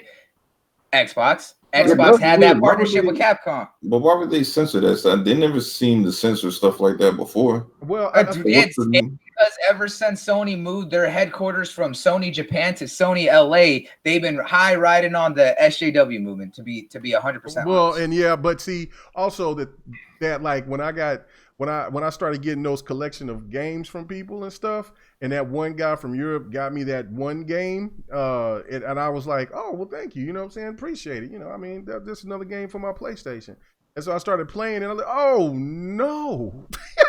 Oh, you talking about Senra Kagura? The game where you got the little water gun and you shooting the little girls? Yeah, Senra Kagura. Hell no, bro. That's what I'm talking about. I said, but then I got another one that's on my PC. I got another free game that was on my PC that's and I don't think that's that. I mean, it is what it is. I mean, it's girls in bikinis and they're shooting with water guns. But that other one where there was like look like little young girls and you shooting them in body parts and stuff, and they go, I'm like, you got to censor that shit. Gal gun. That's what it is. I know what games you're talking about. I talked about that game years ago, back way when I first started fucking around with Z and them, before there was even multiplayer. And then I started talking about that game like, hey man, that shit should be sterile. And somebody was trying to sneak and get that game to me, and I forgot about the name of the game. And I was like, oh, appreciate it. I downloaded it and I booted it up. And then I said, hell no. Now, so Jay, you got Gal Gun? He said I got that last month. What? I can't. I've been meaning to play that game. I have cool. no shame. I don't. The splash one. Okay, cool. I'm not tripping on that. I haven't gone back and played it, but man, that's nothing. If you haven't played Honey Pop, I was like, then you don't know nothing. I don't know what that is. You don't know nothing. Oh, it was $5.99. Okay, but still, yeah. But no, what I got is Gal Gun 2. That's what it was. It was Gal Gun 2. The sequel. Yeah. So I was like, yeah, no, forget it. But yeah, I installed that bad boy so quick off my PlayStation. Like, hell no, this is a setup. You got to play that on. You got to play that on PC if you want that real good stuff. Okay, all right. So let me go move on to 100 so we can get on to it. 100. Is it time to get rid of the Xbox, man? Is it really that bad now because of the 48% lacking sales for the Xbox hardware? Oh man. That's me taking over the mantle of the Xbox community. I had to take over the mantle. I had to come out of the time. Thought I was gonna just chill out. Mm-hmm. You don't know. You think about it. What sells more? Software sells more than hardware. Yep. I don't care on what console that you love, that you hate. The software sells. People buying into Xboxes. Ecosystem, their services, their games, they doing all that. But like my man Jazzy New, shout out to my man Jazzy New, he posted, what was the quarterly 3 months ago? They were up. Everybody has a downturn. I don't give you Google, Apple, Nintendo, IBM. Everybody has a downward trend. We're talking about hardware. Nobody's buying consoles right now. They ain't blew all their money. They blew all their IRS money. So who really buying these consoles like that? It's the end of the generation. People looking to play these games. It ain't nothing Sony brung out this whole generation that impressed me anyway. So why would I need? I think he is. That might be his kid. That's my son. In fact, hey, hang on for a minute. 5 minutes. I was thinking. I was ready to hear. We playing fast. I thought he was like dribbling the ball between his legs. I did too while he's talking. I did too. I was like, that's a ball. I was going to ask him after he got done. Go ahead, 100. Yeah. So I'm just saying, like, man. It is nothing to triple because of 3 months. This is a quarterly report. It's not a yearly report. This is a quarter. That's 3 months. A lot of these guys can't read a financial statement at all. I barely can read one, and I still don't understand. That's a whole different language. You know what I'm saying? But they wasn't bragging about how Xbox Live grew. They weren't about hardware sales. Where Xbox on its own worth more than Sony as a whole by itself. Where you get them numbers from? Look at this article, and this is the analyst group that said that Sony's not even in the top 100 as a whole. And think about it, you got to say Xbox is under Microsoft. Did Microsoft on its whole beat expectations? Yes. That means their money is long. They make good decisions. You know, well, they got these great exclusives. What great exclusive? I don't see no great exclusives. Yeah, well, 100. The one thing that I think a lot of people didn't think of the impact of was the rollout of Game Pass on PC. A lot of people that would otherwise had to get a console, Xbox console, and didn't want to get on, and then were complaining about the Windows Store. A lot of PC dudes jumped on that Game Pass like dumb early. They said, "Oh, this should go the good ass deal. Fuck it." Yeah. But I said we think about it as I'm an Xbox dude. I can't say I bleed green all day. You know what I'm saying? I never turn pony. I don't care how much lucrative that contract might be. It ain't happening over here. J-Dubs, you could give me $1 million. I'm always gonna bleed green. I ain't selling my soul for a J roll. They make you pay bad games, so you gotta play the good. You know what I'm saying? Pay for the good ones and buy the bad ones. And what's so hurting is Xbox guys that say, "Oh, Sony brung out all these bangers." What banger they brung out? Neho? Some good games. Come on now, 100. They good. They're not great. There wasn't no game-changing games. God of War Know was what I'm great. saying? God of War was great. God of War, you can't even jump and you fight the same enemy over and over and over. Oh yeah, there was some Rise elements in there. There was an enemy there. I said, damn. You fight the same enemy over and over. That's not revolutionary. Listen, I told you 100. That's where the developers for Rise messed up, man. They should have changed the colors of they characters, and then they got bitched about it. Okay, well, they had to change the weapons too. That's the one thing God of War did well. That's nothing but Terminator in the future. Yeah, I love it. Arise, I'm giving the best thing. Nobody's thinking about is how they hide their bangers where they one and dones. You play it once and you're done with it. They don't even support them games with DLC most of the time. Oh my God, boy, this is you gonna get. I mean, you know, I'm keeping it a buck. It ain't nothing. You talking about me go sign a pony contract to turn to PlayStation? Yeah. I'm not playing. Y'all talk about Sea of Thieves. People are playing it. You talk about State of Decay. People are playing it. People are playing Gears. They're breaking servers on a test stress. You know what I'm saying? People still playing Halo. If these games wasn't bringing in revenue, Microsoft would not invest in these games. Yeah, that's why you don't. Hey, he ain't wrong about Halo because literally PC is literally about to shit their pants because they excited for the MCC. Oh my God! We get to play the Halo. We gonna get the Master Chief Collection. Oh my God! You gonna be using the controller anyway, fool. You ain't gonna be. Nah. On PC, no PC. I know Halo players are gonna be using keyboard and mouse. Like they ain't gonna be using no keyboard and mouse. Dude, when Halo Combat Evolved was on PC, they were hardcore using keyboard and mouse. They're gonna bring it back. Yeah, I was gonna say they will be all over keyboard and mouse. No, but I'm like these games. Microsoft gave us games with, you know what I'm saying, longevity. You know, after you beat it, they adding stuff. I can't keep up with State of Decay because they keep on adding stuff.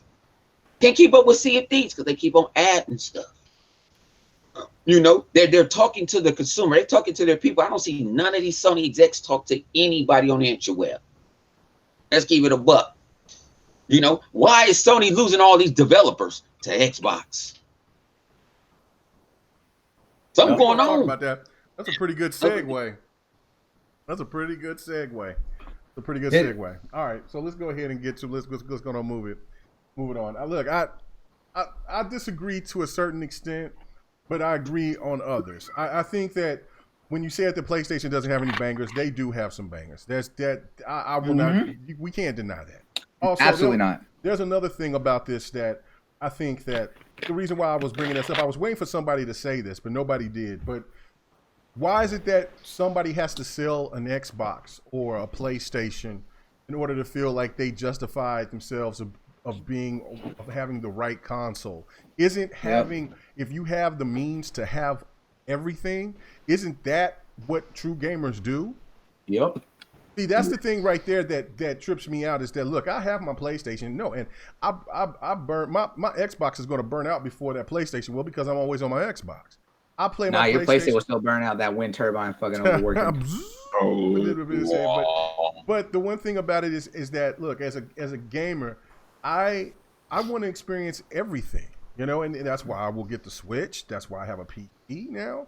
I mean, that I want to experience it all. I don't want to just be limited to just one thing and then just go from there and say, well, this is why this is the best and this is why that's the best. I don't follow that cookie cutter method or strategy or thought process. If I want to play Horizon Zero Dawn and say that game is one of the best games I played this generation, then that's what I want to do.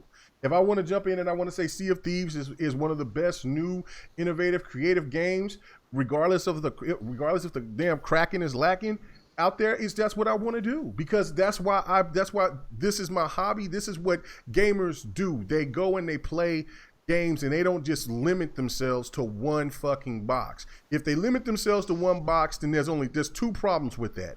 One, they're either a casual and they just want to follow trends, or two, they fucking broke. Let's just get that out the way. You know what I'm saying? Let's just be real about that. And look, I'm not trying to knock you if your pockets ain't right, because look, we all been there. But don't front and get up here and start talking about, oh, I got a $10,000 PC and I got the most high-end shit, but then yet you still got a PlayStation Slim. Bruh, shut up. Stop it. Stop it. Yep. I got that Pro, got that X, got that Switch. Don't do that. Don't come talking to me about, you know what I'm saying, I ain't gonna play on the X-Bone, and because I got this big gaming rig that I spent $20,000 on. Well, have you played the X1? Why would I want to play Xbox One X when I see all what I need to see on the X? I mean, on the Xbox One YouTube, on YouTube. Yeah, like YouTube. They would say YouTube. What? They give you a trash on YouTube. But the video compressed. Yeah, like I mean, if you put it in 4K or 1080p, it's compressed video. Yeah. That's why I can play good on your phone and on everything. But this is the thing, though. This is one thing that me and Lemon and X-Man was talking about last night. It's just how many people will lie just to want to make themselves look bigger and better than what they actually are. Look, ain't nobody, there's a lot, most of us, 98% of us that get on here on this YouTube space, get out here, start talking and yapping that bullshit, they ain't all what they cracked up to be, bruh. That's just real talk. Like somebody come out here, talk flashing money, doing all this shit, and again, and I ain't trying to go, and I ain't trying to talk bad. I ain't trying to say nothing about the boy band before they get there and start sending that shit out. I'm saying they ain't the only ones that do it. They're not the only one. They're not the only ones that do it. I'm saying just in general, and they bragging and doing this and doing that and blah blah blah and blah blah this, and really they over here they live in check to check like everybody else. Stop it. Stop it. Stop it. If you sold your Xbox One X after 2 weeks of having it, that means you had bills to pay. Stop frauding the public. That's real talk. If you had a PlayStation Pro in the first place, so you got caught. Right. And if you sit there and you got to meet that deadline so you get that full refund back. If you got a PlayStation Pro or a VR and you was I got it, it's trash, blah blah blah. Stop frauding the public. Your ass needed to pay some bills. You know what I'm saying? There ain't no need to be fronting. And you have to tell the world that you sold it. Yeah, but why would you? They clout chase. As an adult, why would somebody go and make a purchase they know they can't afford just to say that they got it and then sell it? That makes no sense. You're not getting the value that you spent. Propaganda. It's all about the perception. It's about people thinking that they got things that they. It'd be different if it was a child. These are adult. These are like 20 and 30-year-old dudes buying stuff they know they can't afford to sell. Women too. We can't forget the women. There's plenty of women who done it. I'm sure there are too. Yeah, right. There's girls that have done it too, but it just makes no sense to me, man. It just doesn't. I mean, why? I just don't get it. It's because nowadays people need someone else to reaffirm their thoughts. No one. The society right now, it goes beyond gaming. People have lost the ability to free think for themselves without someone else affirming their actions. If someone doesn't tell you, hey, what you did is the right choice, they're going to do whatever they have to get someone to say, oh, no, I approve of that. Because of the fact that no one knows how to think for themselves. Right. Gideon made a good point. What's up, Don? I see you up in there in the chat. Gideon made a good point, right? He said, yeah, and if you sell your shit 2 weeks later, you broke. You knew that Xbox One didn't have any exclusives, so why bother? So again, that if you he's right. If you have been a person that's been on the fence against an Xbox, but then yet you've been out here touting Xbox got no games, the people that you associate with Xbox got no games, Xbox got no exclusives, no true exclusives, they ain't got no bangers like PlayStation. Why would you buy that console? Why would you do that? Because they're keeping trying to say that you did, I guess. That's what I'm saying. They're frauding the public. I had to learn it's more sheep. You know what I'm saying, out there than being the people that you run. You know what I'm saying? There's a lot of followers instead of being leaders out there. Exactly. They follow. Yeah. It's like grown ass people disagreeing. It's just okay. This person said I'm gonna agree with it. Instead of looking stuff up for themselves, playing it themselves, and doing it themselves. They don't understand that type of stuff. Right. They're not like, hey, I got a Switch. I said I wasn't putting it. I like Zelda.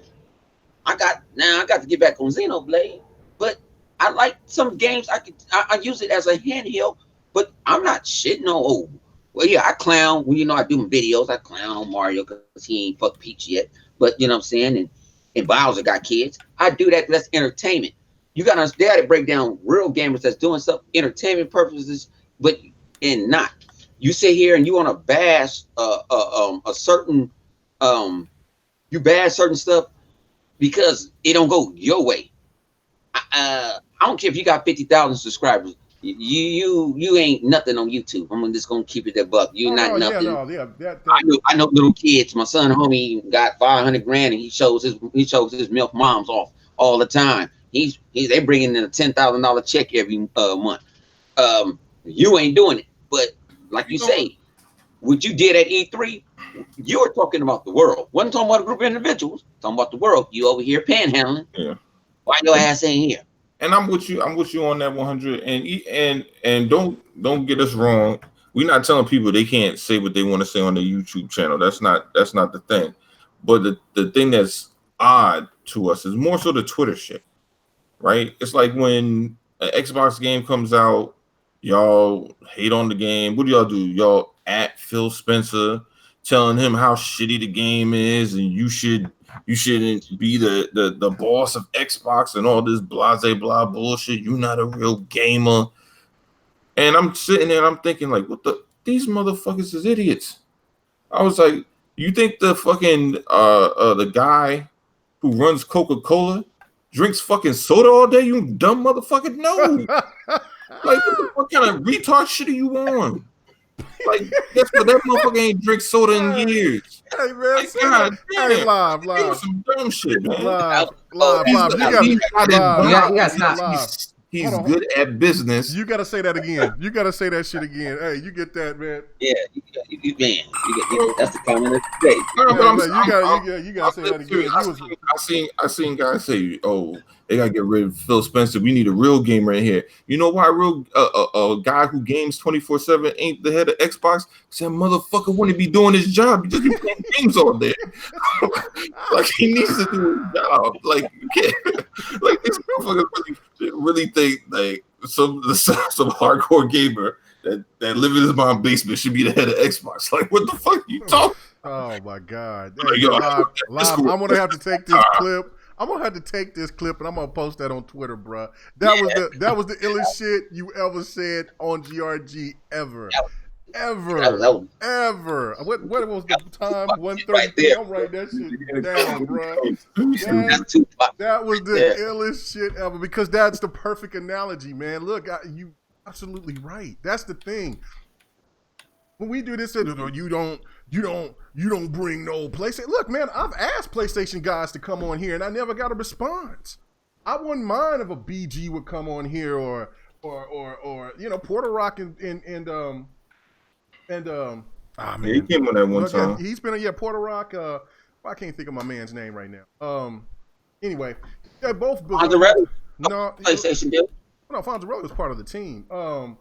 I can't think of his name right now. Jabari. Really just he plays whatever game is popping. I don't mind having a discussion, but when it gets to that stupid shit to where I'm not doing that. You know, say, oh, man, I want to have a church for a podcast. No, I just want to have it to be decent. We can have fun. We can cut up a little bit, but I'm not trying to get into the name calling. I'm not trying to get into the whole thing where everything is PlayStation is evil. Everything about Xbox sucks. Look, I started my gaming on fucking arcades, bruh. This isn't. I've been playing every console. I've been on pretty much every console that there's been out. I've been playing all types of games for so many years. Like, I know what I like, I know what I don't like, but it's just going to be this way for the rest of my life. As long as I live, I'm going to always have multiple consoles. I'm always going to buy my primary console first, and then I'm going to buy something second. That's just how it goes. It's always how it's going to be until end. And the only reason why, and maybe I might not be on that secondary console is that much, but it's still me supporting.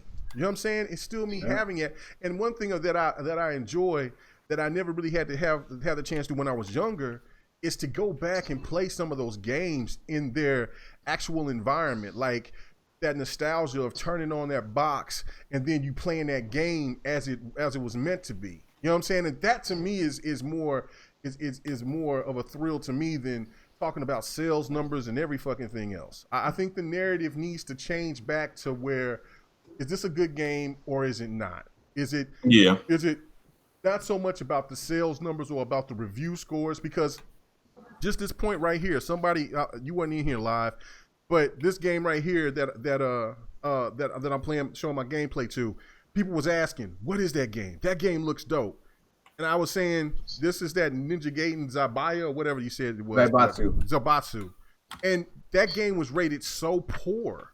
And because its camera angle was a little bad and the story narrative is all over the place, stuff like that. But when you play that game, it's all fun. You kick ass. It's cool. It's got a lot of crazy stuff. Dude's just raw. Like, he's a big enemy of Ryu. And he got cut up real bad because he fought him one-on-one, but he gave him a good fight. Like, the game is dope in my opinion, but it's just one of those things. Let's get back to that point and then just making these topics about what's going on within that aspect instead of talking about shit that really is way out there that don't make no sense. Because if you're not an Xbox fan, why would you listen to Xbox podcasts? If you're not a PlayStation fan, why would you listen to PlayStation podcasts? I ain't wasting my time. I'm not wasting my time. It's made it okay us to work. Remember, I'll put it this way. They brought up something last year. Like I said, I played on the 360. I've been gaming since 2600. Yeah, we had console work, this and that. If my boy said that game was better, he'll give me his a ColecoVision, and you can have my 360, my 7200 at the time. We'll switch, and I'll see how good that game is. But now we so focused on the NPD. I don't give a damn about no NPD. The BG charts, this and this and that. Why do you care? Because if Microsoft wins the NPD, do we get a free game? Do they give us Xbox money if they win the NPD? I don't even know why we're supposed to be gamers. We're not investors. We're gamers. So I tell people, well, that game did bad on Metacritic. You know what? Go find one of your favorite YouTubers, something that can play that plays that game, shows gameplay of that game. Because you can know when it's a passionate person, like, hey, this is what I don't like, but you might like this. Like, I don't like Demon Souls games, but you see me smashing Demon Souls on my channel? Oh, no. I don't like turn-based games, RPGs, but you see me talking, them Final Fantasy that came out on Xbox is dog shit. I don't do that because a lot of people like turn. They like the traditional turn-based. Yep, I do. I like everyone seen that. I like turn-based too.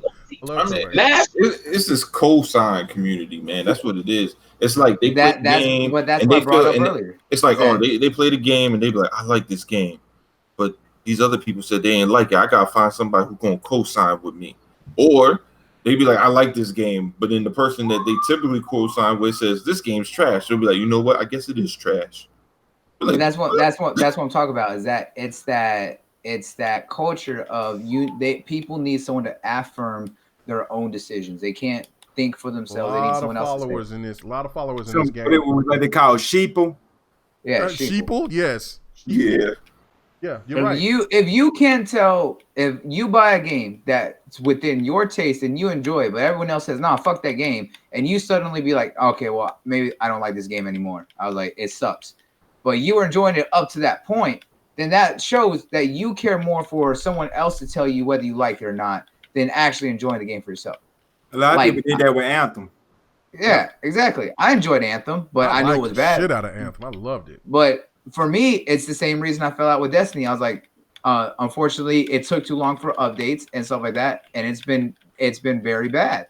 I was like, they're turning it around, but very slowly. But doesn't mean I'm gonna say, oh, I hate the game all the way. No, I was like, I enjoyed the game when I played it, just like I enjoyed Destiny when I played it. But there are certain things that made me not want to go back and play it.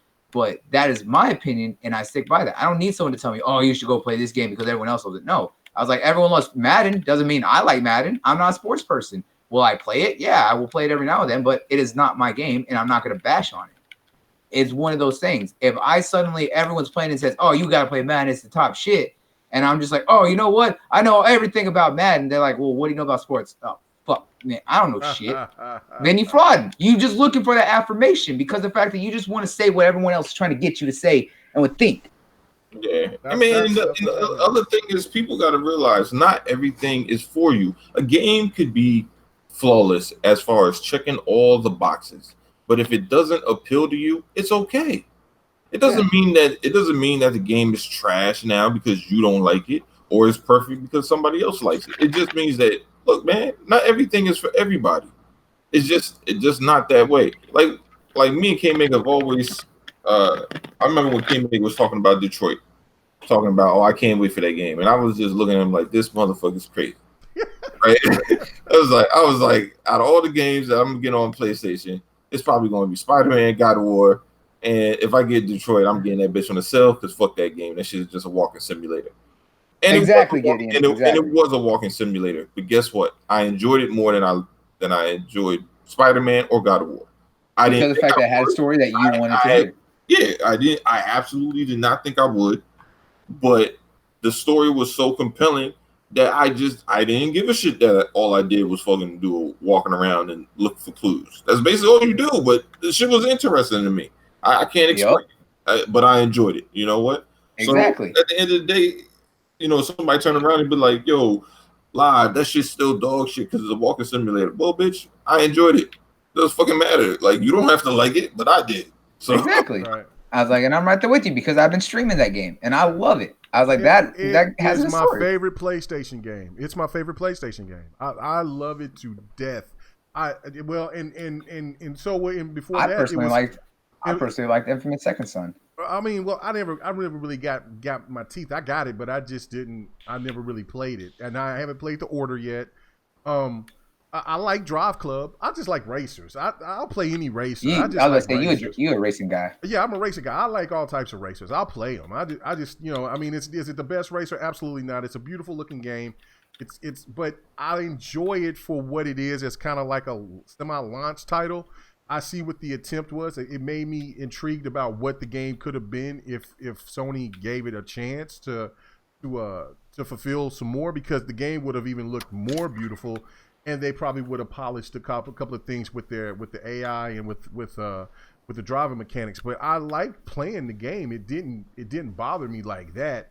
But yeah, Detroit and Until Dawn and God of War and Ratchet Until Dawn and Ratchet and Clank. I'm like, bro, those are my favorite games on PlayStation. And I mean, and I love Horizon Zero Dawn, but again, I have to go. It's one of those games like you see me playing Shadow of War. Once I get into that game, I'm not going to get out of it, and I'm going to play the shit out of it. I'm already on Shadow of War. Like you see that 45. Hell, I'm a level 60, 61 now. Exactly. Hang on. I want to stop you for a second for Mega. Yeah. I was like, because Gideon brought up a good point, and that's where it comes down to. If a game is boring and not fun to you, then you're not going to play that game. That is how you feel, and that's the way it should be. But people don't want to treat it that way. I was like, but that is the way that it is. If you don't enjoy it, if it is not for you, then you will not like it no matter what anyone tells you, because you'll end up being one of those people who try to get into it multiple times, starting over and over and over again, and then just stopping because it is not what you like. And you're going to try and pretend that you like it and know about it because everyone tells you that you should. That is not how it should be. Yeah, like, I be telling like Bloody loves anime. I'm not a big anime dude. My brother and my other friend are huge anime fans. Yep. And they tell me, yo, you gotta watch this anime, and I just can't get into it. I just never have been able to really get into anime. Not since after Dragon Ball. It just wasn't my thing no more. And that's fine. That's fine. And there's other shit that I like that they can't even. Like I love the what's that shit? I used to watch The Walking Dead all the time, and they couldn't stand that show. They just didn't give a shit about it, you know. Yep. And then I'm not going to lose sleep over it, but like, oh my god, why does my brother not like The Walking Dead? And he doesn't give a fuck that I don't like the anime. Just don't give a shit. We've always been able to agree to disagree. Like this shit that he liked as a kid, 99 Nights. Y'all remember that fighting game? Oh yeah, I like that shit. King of Fighters, man. You fight the world in that game. Mm-hmm. Yeah. And like he's all. Oh, I think we lost. You went to purgatory. You was making too much sense. Yeah, ain't no game that got me like that. The Assassin's Creed. Assassin's Creed. I never Black Flag. Hold on, hey, live. Your mic went out. We didn't hear half of the shit you you were hear saying. Oh, we can hear you now, but hold on, Chuck. Go ahead and say something because you ain't been talking in a while. What was you gonna say, Chuck? Yeah, I was saying that Assassin's Creed Black Flag. It was like one of those games when I was playing it. I want a pirate game so bad because I never really had a true pirate game that I was playing this game. And for me personally, I know if y'all feel the same way, but for me personally, man, that game was trash. But I kept playing it, and people was talking about the game, and I still wanted to try the boat stuff. And man, that game was one of those games where I feel like I was pushed into playing the game and didn't enjoy my time playing this game. But at the same time, you know what I'm saying? I ain't gonna let nobody say, like a game trash like Sea of Thieves, a true pirate game, me playing Sea of Thieves, and just because another person dislike it, that's gonna stop me from playing it. And I advise anybody else, if you haven't tried it, if a person talking negative about a game, don't take his advice. Go find somebody that like that type of game and see what they have to say and see some of because you know a person that like a game, they're gonna say the negatives. And when they say the negative, then if you want to listen to the negative person that talk about it, make sure that if he talking about some negative stuff, that them the two things he need to be talking about, and everything else he's saying it just out of WWE type stuff. He's just trying to be entertaining. Right. Yeah. Well, hold on. Let me make this point because we're gonna have to get to the last topic or next to the last topic. This game right here, this Shadow of War. It's a crime that this game wasn't a nominee for Game of the Year.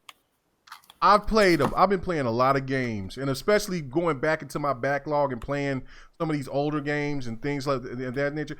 This is an absolute crime that game was not included in Game of the Year over some stupid ass controversy about microtransactions. They did the same thing with Forza, and they did the same thing with Forza 7, but this game, that damn Shadow of War, it's got the best combat of any fighter this generation, hands down. The story is dope, and now it's a little bit convoluted because it's all over the place because you have to find certain things and you'll find yourself doing one thing for fucking 20 hours instead of following the story because it's all over the place. So that was something that you could take points away. But other than that, when you get into the story and know what you're doing, and then like I'm playing on the Nemesis difficulty. The AI is so damn clever. It's smart. Yes, their Nemesis system is next level. It's totally next level. No AI is touching the AI on this game. Now, I mean, I haven't played every game out this generation, but I swear to God, if you have not played Shadow of War, I recommend it, especially if you're into single player games. That game is absolutely worth the money. Buy the DLC, all of it. That game, I've already got 100 hours into it now. That game is dope as hell. It's got fantastic combo system. The story, it meshes well with the Lord of the Rings. I can't say enough about how good that game is. It's really great, and it should have been a nominee. But go ahead, Live. Go ahead, so then we can go ahead and get to the topic. Yeah, I was just gonna end with this saying how I think people have got a lot of shit misconstrued as far as like graphics being the end all be all for games this generation, it seems. And it's not that people don't want to have pretty games, but you got to understand, just because a game looks good doesn't mean it is good. I mean, I think the most important thing about a game is whether or not it's fun.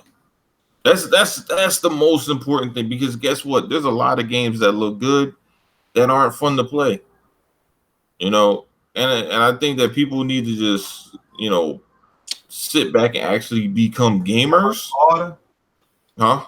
It don't even have to be the order, but I'm just saying that in general, like I think a lot of times people put way too much. They be like, "Oh, I'm a graphics whore." I'm like, yeah. I mean, that's a pretty game and it has some issues, but I'm saying like people talk about being graphic whores, but I'm saying that like, hold up. So you only care about the graphics? You don't give a shit if the game's fun at all? That doesn't make any sense to me. Right. Because when people tell me they're a graphics, or you telling me it owns visuals above everything, that doesn't make any sense to me. Because guess what?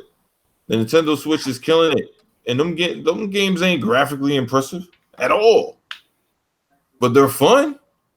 Nobody's going to, if you play Zelda, there's no way you're going to go and play Zelda and be like, that's just trash. Gameplay wise. Can't say it unless you're just not a gamer. Same thing with Mario. Same thing with all the other Nintendo type games that they have. Bro, it's all gameplay. Like, when do we get away from actually playing games and caring about gameplay? It seems like we only care about gameplay when it's a PlayStation game. Oh, PlayStation game don't have good graphics, but it got good gameplay. But when it does, when it doesn't have good gameplay, as long as it has good graphics, that's all that matters. But if an Xbox game has good gameplay but regular graphics, it's trash. The fuck kind of shit? You know what can't make it? This shit that kill me, man. When do we have this dictatorship where motherfuckers can come out and say, "Oh, this game is trash, that game is not. You can't like this, you can't like this." And I'm like, yo, hold up. Now, you can tell me what you don't like. You can't never tell me the fuck I don't like. Right. Exactly. And if you think that you have the right to tell me that, you better pump the motherfucking brakes, dog. You know what I mean? Because I'm not going for that shit. You can stick your dick in your motherfucking mouth way before I. Okay. Well, reel it in, Donald. Right, come on now. Come on. I'm just saying. We can't grab no pussy around here. We can't do it. All right. Reel it in. I'm just saying. I see. For 1 minute, I let the chain go because Live was over here. I was like, man, we listen. good. I don't go for that. Listen. I was like, oh shit, he ran off. Get your listen. I don't like hearing people tell me what I can and cannot like, bro. I tell K Mega all day. I be like, I don't give a fuck what you say. K Mega Super Lucky Tales is better than that motherfucking Ratchet & Clank. That shit's dog shit. I played that shit. My thing is why Super man, I love that Ratchet & Clank. That Ratchet & Clank. That damn villain was an asshole. I couldn't stand his big chinned ass. Anyway, go ahead. My thing is why Super Lucky Tales is so bad. And it's a platform. Then hang on. This is one thing I do got something to do. This one beef I do got with the Xbox community. Y'all but the schizophrenics. Because y'all want this. And you get it. This game. You start, come on. You said you want a platformer. You got a platformer. I want Japanese games. Why you ain't supporting? Remember when they was praising ukulele? You play ukulele. That's a dog shit ass game. Ukulele, dog shit as hell. Like, but it looks okay. But have 3D elements in it and stuff like that. You know, you cried about Project Spark, but now Dreams is good on PlayStation. Even though you got to go take some crystal meth to understand how to play it. Oh man, I can't with these motherfuckers. It's like we're not copycatters. We should be. You know what it is? You know what it is? 100. It's like they get the game and they wait, but oh my god! All right, I hope the Metacritic's good. I hope it's good. I hope it's good.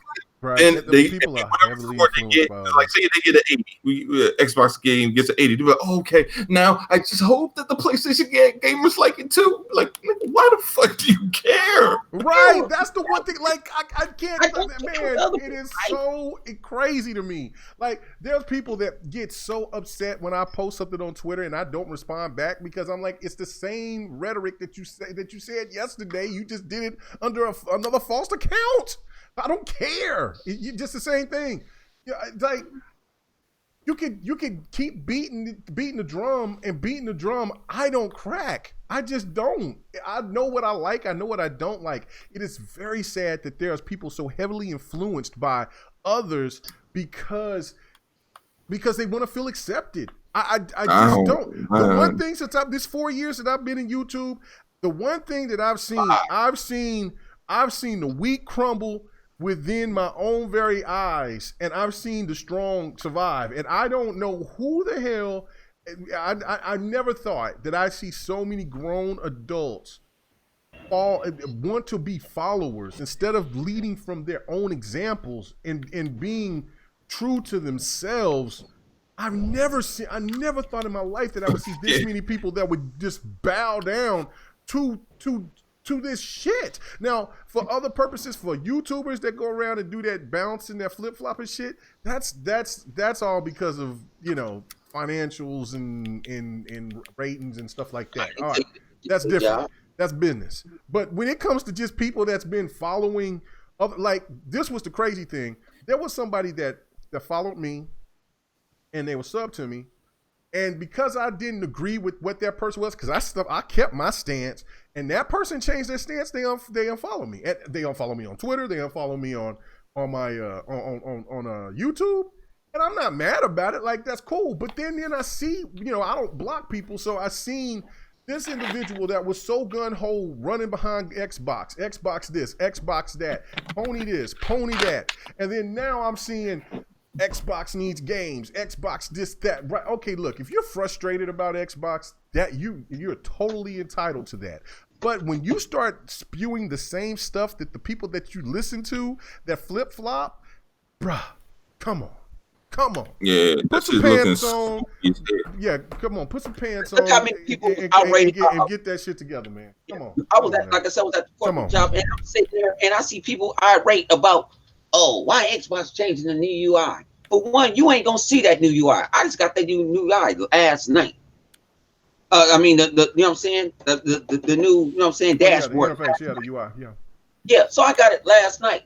Yeah.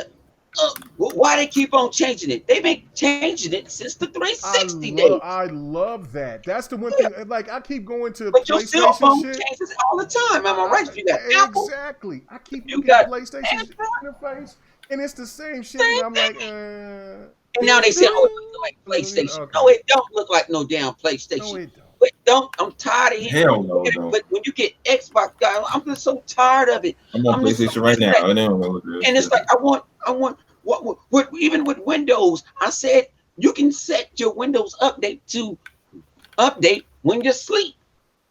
You know what I'm saying? Mostly our updates go when we're off. It's mostly go off when we sleep. Well, we're ranting too much. All right, let's get on to let's get on to the last two topics. All right, so let's get on to Are you sure you want to? We got 2 hours now. No. Yeah, we're right at 2 hours. I know I'm looking at it like, oh shit, we got 30 minutes. That's the max. We gonna get it. My bad. All right, no, you're good. Step till you went left for a minute there. You start feeling yourself. Next thing you know, it's like, I'm gonna grab it. Oh shit. And maybe it's not lemon. He started talking about fucking dick and shit, man. It's all funny. Oh man. Okay, all right. So the big topic for tonight, and we'll talk about KI right after this. Is the Naughty Dog situation. There's former Naughty Dog employees that told stories about the 24-hour work days and the mistreatment of contractors. Now, I'm going to go ahead and read a couple of things from this, which was very, very startling. I was like, it's not startling for somebody that in the profession that I work in. I understand this. But when I'm reading comments from people, it's really sad of how naive a lot of people are. That don't understand about about a person who want to make a living or a person that wants to get into a certain business and what they will do to try to do it. And these companies know that, and they'll take advantage of these people to the nth degree. But hold on, let me go ahead and read this part. Well, a couple of parts. Normal work week. This is from a person that's left Naughty Dog and is going somewhere else. But they said a normal work week for us was 10 a.m. to 10 p.m., 6 days a week, and we didn't really have the choice about it. Sometimes we would stay until midnight or 1 a.m. At the end of Uncharted 4, we started doing 7-day work weeks for a little while and even did some 24-hour shifts where we come in at 10 o'clock in the morning and leave at 10 a.m. the next day. I didn't really have a life outside of work for 8 to 9 months during the big crunch. A few people would leave at 7 every day instead of staying late. And it was usually because of medical reasons. We also had to consider that it was less likely for us to be kept on at the end of the project if we didn't work as hard as the rest of the team. Okay, that's one. There was another one. There was a yoga session that was held around once a week that the developers could attend. I remember a coworker asking if Q&A could do the yoga too, but our managers told us no. They were rarely provided us dinner for OT crunch. I believe we only got dinner if the developer stayed. Even when I think we only got to grab food after the developers got theirs. There was an email that got sent out to the company that invited everyone out to have fun, but stayed outright. The contractors weren't allowed to join. Many of us felt like we weren't really part of the company. We worked our asses off only to be treated as if we didn't belong. It sucked. That coupled with the amount of OT crunch we worked really wore us down. I lived at home during my time at Naughty Dog, and I could go a week, and I went a week without seeing my parents. Now, hearing other stories about this is that some of these people, well, most of these contractors were working for minimum wage. And, Jesus Christ. And they were working for minimum wage. And minimum wage? Minimum wage. Oh, hell no. And the fact of it was that they had to fall to the peer pressure. If they did, hold on. Let me finish. They had to work minimum wage. And their incentive was to work overtime because in reality, with everything, I mean, I think a lot of our listeners and on top of, us, we work. Overtime is, you make that's where you make your money pretty much. And so these people would work those crazy hours. And if you're working at minimum wage, just figure this out. Minimum wage is $7.25, right? Hang on. That's why I was about to correct you. That's the national minimum wage. But this in California, their minimum wage is a little bit higher. Okay. I believe in California, their minimum wage is closer to about $11 or so. Okay. Yeah. Cost of living is also higher, so it balances. All right. Exactly. Okay. That's fine. Okay. So I remember. You remember the not this year at E3, but you remember last year, Bloody. It was me, you, and the driver, Ski. We were in the car and we was talking about our jobs. And then Ski asked me how much I was making an hour at my job. And I told him, and he says, "Oh shit, that's just living comfortably in LA." Do you remember that conversation? I don't know if you remember. I remember that conversation because we said the same thing because of the fact that I was telling him, I made roughly about what he's making. He's like, dude, that's just barely able to get by. I was just like, dude, that's fucking real good. Crazy, right? So I make double that here where I stay. That's comfortable living here. Because the cost of living is really low in Oklahoma and Texas, mostly in the South. Yep. But in LA, that's just living comfortably. $11 an hour is still below the average of what somebody can live. That was another thing that was said in that article. So, especially in LA. And this is where these companies are. And this is something that me and Don has talked about. And Don has been an advocate for this. Don says he wants to talk about it again. He says that's a Dev and the Gamer topic. That's a Dev and the Gamer topic. Definitely we can do that. We can do that. The one thing about that is that it to me is that he's been an advocate of where maybe these studios need to move out of LA and go somewhere else. There's a lot of land out there in the United States. And there's a lot of great potential spots. A lot of cities that's growing that would love to have the opportunity to bring that new blood in. Can I talk about this right now? Yeah. That could bring that new blood in. But hold on. All right. Yeah, and bring that new blood in. So regardless of that, what is your thoughts about this, Bloody? What can be something to negate this? I mean, why is it that not more YouTubers talking about this, especially PlayStation people as well, because this is Naughty Dog that these people left and talking about. What's going on here? What it is this is where it comes down to what we've talked about in the past, is that if it's not controversial, if it's not hate mongering or anything like that, if it doesn't fit a certain narrative, they're not going to talk about it. Especially if it's for something that they want to hardcore defend, they're not going to give it any sort of attention. I was like, we talk about this article and where this interview came out from. You don't see any of the big media sites talking about it. You don't see it coming from IGN. You don't see it coming from Windows Central. You don't see VG Charts. You don't see GameSpot or any of these guys, Game Bomb, all those companies. You don't see any of them really going in about this treatment. They've talked about it when it's other studios or things like that.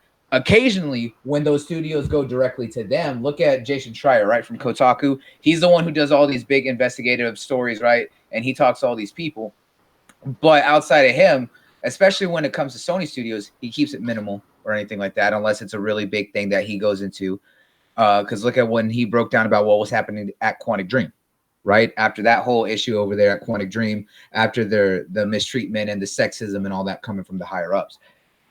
It fits for gamers and personalities like that. If it doesn't fit a certain narrative and if it's nothing that they want to bring light to, they're not going to give it attention, which is not the way it should be. These kinds of treatments, these kinds of ethics is something that should go beyond the bullshit, beyond the console wars or anything. This isn't about anything stupid like that. No, this is about human decency and what this industry does to people. Because the fact that as someone, as the anime king, as a Japanese enthusiast, what the video game industry is like is no different than what happens in the manga industry and the anime industry in Japan. You're talking about an industry that is so heavily supported there because that is where Japan makes a large amount of their money outside of the technology, that the government actually has a hand in sponsoring a lot of programs and studios out there. So much so that you're talking about people who work such long hours for very minimal pay that they literally live at their office. These are people who will work 15-hour days and not even leave the office. They sleep under their desks to meet deadlines, working 15 to 20-hour days, 7 days a week, months on end, especially for animes that are currently running. They have to do it all the time. Mangas is even bad because of the fact that most of the time, if they're not doing monthly serializations, they have to do full novels. You're talking about 400-page books being done from story writers, artists, all to meet deadlines. They're not allowed to leave. That's how bad this is. So reading about what this dev said that they went through at Naughty Dog should show just the kind of treatment on what's going on in the industry, and it needs to change. Because again, this isn't any console war bullshit. This is about human ethics and how these people are being treated. If they're a part of this team, if they are working on these studios, why is it that they are being left out? Contract workers in any industry always get this. I've worked as a contract worker for agriculture. I've worked as a contract worker for sanitation. I've been all around in different industries. I was even a contract worker for the oil fields out here. All right. I know how it is to be treated that way. You get good money sometimes, but it doesn't amount to shit half the time if you're not getting the bonuses that everyone else gets. It's not right the way that it's being done. And especially how you talk about LA. What every major studio is all based in LA and San Diego and California. California is the most expensive. I mean, the most expensive state to live in. And you're having these people go out there. This is where all these media sites are based out of. This is where all these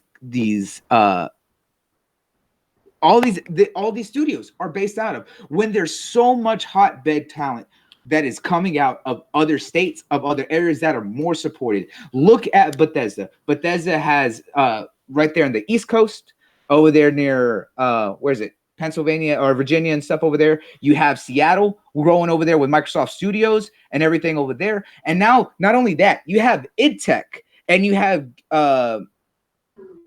Gearbox. They are hot talent, right? They are located in Dallas and Austin. Texas is starting to be a hotbed of industry talent as well. There are plenty of other studios that are located across the country that have a better maintained status of living for the cost of it, as well as where the talent is located. I was like, the fact that everything has to be based in LA is the worst. I was like, they're going to one of the most expensive cities in the most expensive state when there's plenty of other studios that are popping up that are big enough, that are well known enough, that could be easily supported in a place where it's easier for them to live in a much better environment than where they currently are. So the fact is they need to start expanding these other studios. They need to start looking at these other areas. There's plenty of other states that you can go and start studios for an easier price, for a better price, and be able to support yourself so much more than having to move. Because some of the people who go to these studios are moving halfway across the country because of the fact that they're trying to get their name out there. They're moving from other states to chase after the fact that they need to get over there to LA to be in this industry, to make a name for themselves. That's not how it should be. That is the worst aspect of all of this. That's just my take on it. Yeah, no, I agree with a lot of your. I think, like when me and Don talk about it in Devin the Gamer, I think that he will agree with some things, but I think he has a different thought process about it. I can't wait to hear his thoughts about it. But the whole leaving from LA, relocating and things like that, I definitely think that he's on board with that because he's for 100. I would love to sit down and talk with Don about that kind of stuff, knowing the stuff that I know about it all. Right. What about you, 100? You got any thoughts about this? All right. Hey, his mic muted. Yeah, I saw that. What about you, Chuck?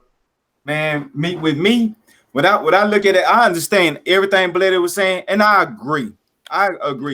But on the other hand, I look at it from a different perspective, as in they tripping about working these long hours, and they want people to show them mercy and stuff like that. When you got somebody working in a boiling hot sun, 16 hours a day, probably digging ditches and stuff like that, you don't hear people campaigning for this person up, or you see people in the movie industry, they cramming, say we got to meet this deadline for this movie, and they working 24 hours a day, and then they may go get some 2 hours worth of sleep and go right back at it. You got incidents where you got people that got to, make deadlines where they crunch it for overtime, and that's where you make, like you said, that's where you make your money. But at the same time, what industry you in, and the type of rat race that you're going in. That's supposed to be something that you're doing prior to that. And even if you're working with contractor, that means you're doing this because you're trying to make ends meet so you can move on to something else. That shouldn't be nothing that you should be trying to do permanent. That should be just a stepping stone. But you're not wrong there. But you got to look at this. The industry is notorious for taking in contract work. And the biggest thing that they do, and this is from a lot of different reports, right,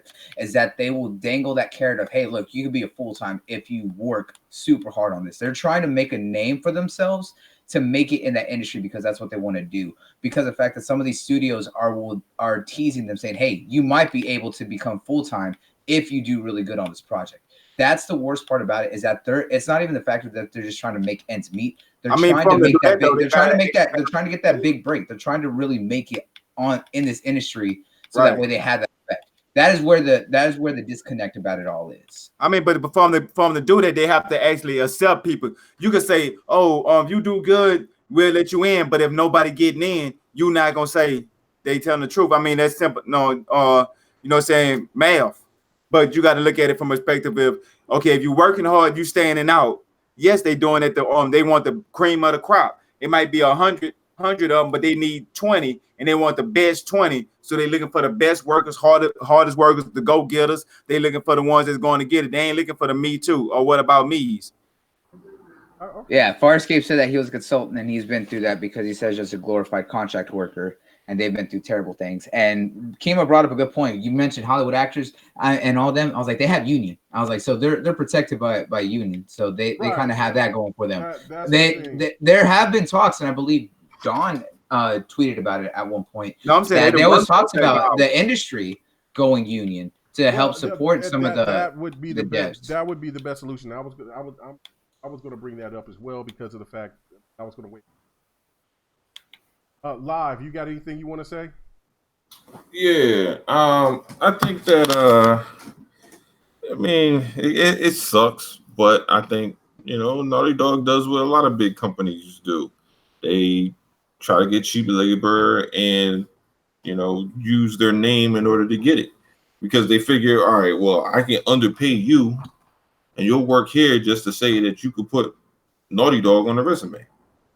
That's basically what they're doing. It's not any different than a lot of places. I mean, it sucks that what you got to go through, but that's kind of like playing your dues. I mean, typically that's something that a lot of the young people got to deal with. And once you get to a certain age, I mean, unless you about to go into the game in your 30s or 40s, which is not ideal, that's pretty much what you're gonna have to deal with. I mean, typically, I don't know. I mean, the Don would know better than I would as far as like how they would treat even veteran developers as contractors, Right. No, I agree. Like that's the whole thing about it well. I agree with Chuck on the aspect of like, look, got to pay their dues. That's just how I think that's how the industry works in any field, any working field. I know that there's some good jobs out there somewhere out there in the country, world that panders to their workers. For the most part, it's the workers pandering for their job, so they. And look, Chuck, we in the same type of, we may not do the same type of work, but we in that same type of the same field. Yeah, the same field. And look, you've heard me say a couple of times I work 16 hours. And do I like that shit? Hell no. I'm saying, and do the other drivers like, hell no, we don't. And so yeah, but we got to do what we got to do. But the fact of it is that, look, I mean, would I be working 16 hours at my age now for Oklahoma minimum wage? You got me fucked up. I'd be gone. The first day that I do that 16 hours, I'm like, am I getting a raise? Well, no, we'll talk about it. Okay, cool.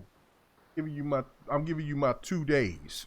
Not 2 weeks, my 2 days. I'm out. I'm gonna finish the week and I'm out. Yeah, most likely they'll tell you, hey, just go ahead and leave. Okay, cool, whatever. I'm out. You ain't paying me minimum wage and working me. You know what I'm saying? Because only thing that you missing is a whip and a hood. You know what I'm saying? That's all you missing. I mean, you ain't gonna work me like that. Nah, fuck that without paying me. And so again, I feel for these developers, especially these contractors, because it's all used. I mean, I've worked in places in my younger years where there were union and they had contractors, and the union workers would only work 8 hours a day. Contractors would have to work damn near 24 hours. I had to do that. That's why I was reminiscing that I was working at a factory. It's called AWG. And we stocked stuff. We package meat, candies, vegetables, and something else. I can't remember what I never did that other thing. It's always the frozen meats, the candies, and vegetables I did. And then you wrap them up, and then you load them up into a semi. And that was some grueling ass work. But every day, you know what I'm saying, the one thing you was keeping the work for was to try to get into the union. Juice you, and they would juice you, and they would juice you so you can keep coming in, keep working for that low ass wage, and then you would either quit or you would sit there and you would finally break through. And it was me and a homeboy that did it, and I was like, you know what? I've been doing this shit for 4 months. I'm not doing this. I mean, I got me a CDL. I'm finna use it. You know what I'm saying? So I left. My homeboy stayed, and he didn't get into the chance where he got into the union until like a year and a half. After that, he was cool. He was doing the same thing that everybody else was doing before, because he was thinking like, these people are evil. They know that what they're gonna do to us, but they only working their 8 hours, but they paid their dues. So I feel for that. But I also am looking at like, look, gaming needs to have some kind.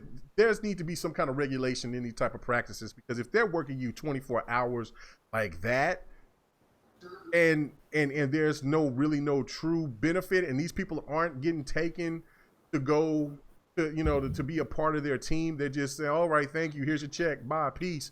Then there's got to be something. That's got to be something better. So they got to work on a union. Anybody else want to say anything on this? Nah, I think the majority of us who actually have a lot to say on this topic already hit it up. So I just think that it sucks. I feel bad for the developers. Look, and that's why Microsoft swooped up a lot of these developers as well. That was a good thing. Before we go to the last topic, I just want to say where they got their developers from for just the initiative of July 2019. They have a developer that's ahead of that was in Activision Square Enix, which was Daryl Gallagher.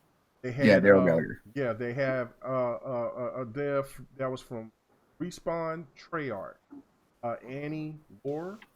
They also had some Rockstar. They had some from IdTech. Yes, but they have a lot. They have a lot of Tomb Raider series devs that's on that team. They have a guy named Doom.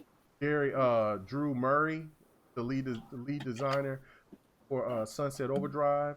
Like you said, person, a narrative consultant from Red Dead Redemption. They got a director of production from God of War and from the Tomb Raider series. They have a director of narrative from Xbox.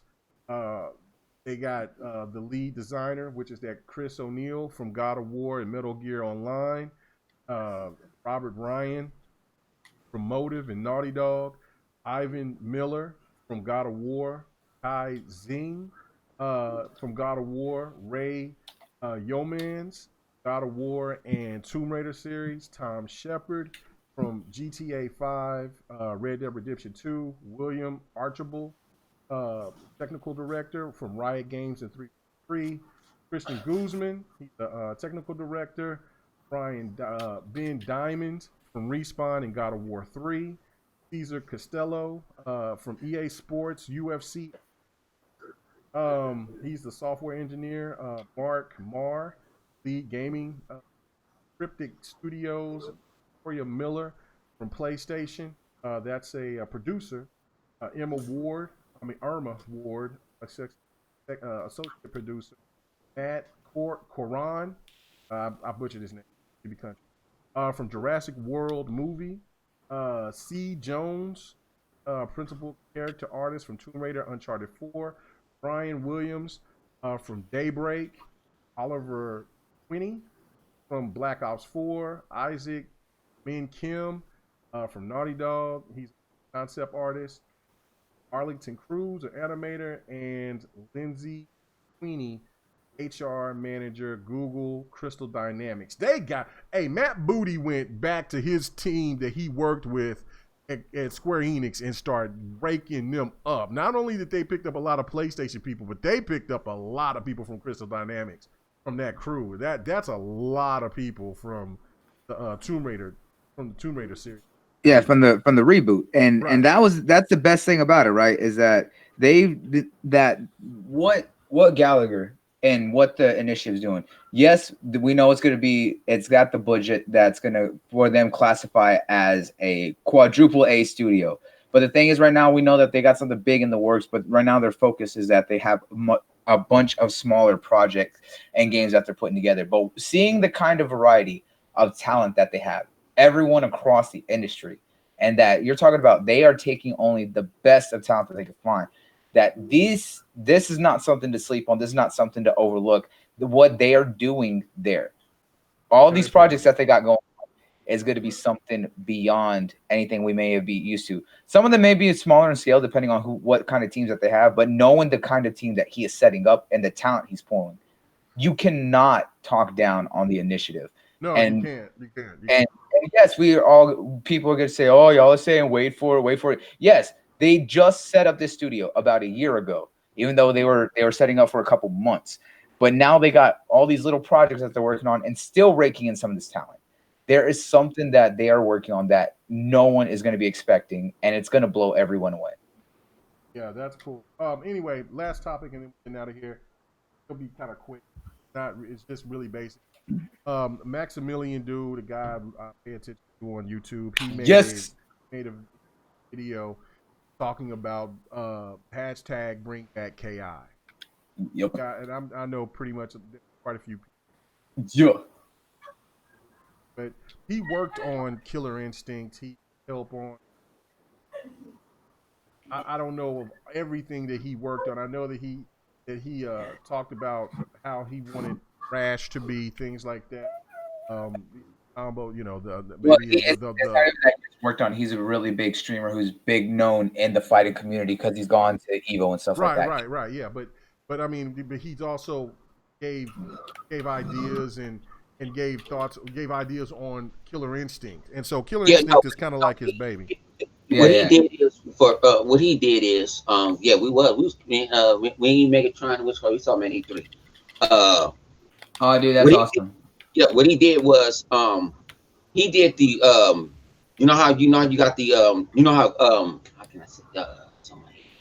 Because my mind be thinking too fast. You know how they come out with new characters for the different like the different character packs and stuff like that. That's what he was doing. He was contracted through Microsoft and stuff like that. That's what he did. When you saw a new character for Mortal Kombat, he did the intros and all that other stuff to bring it in. That's what he did. Okay, all right, cool. Okay. Regardless of, but he did a good job. Shit. Yeah, oh hell yeah. Well, that was the thing about it, is that he's over here banking for wanting Killer Instinct to come back. Now, wants to rework and work with Microsoft to do that. But I think it's also because of the love, because he was a big fan of Killer Instinct. He loved this Killer Instinct.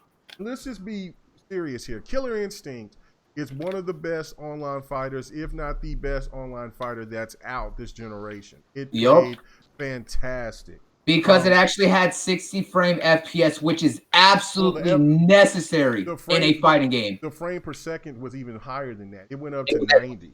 Oh yeah, but it had the ability to. But what I'm saying is that it could do 120. Yeah, but that's what I'm saying is that while it could do all that, the biggest thing is that in a fighter that having 60 frames like is absolutely necessary. Because that's where people study frame input. Like, people fail to understand this about the fighting community, is that they are hardcore, like, break down the science of that game. They will literally sit in training modes and learn how to calculate frames, right? They will literally do all that kind of stuff.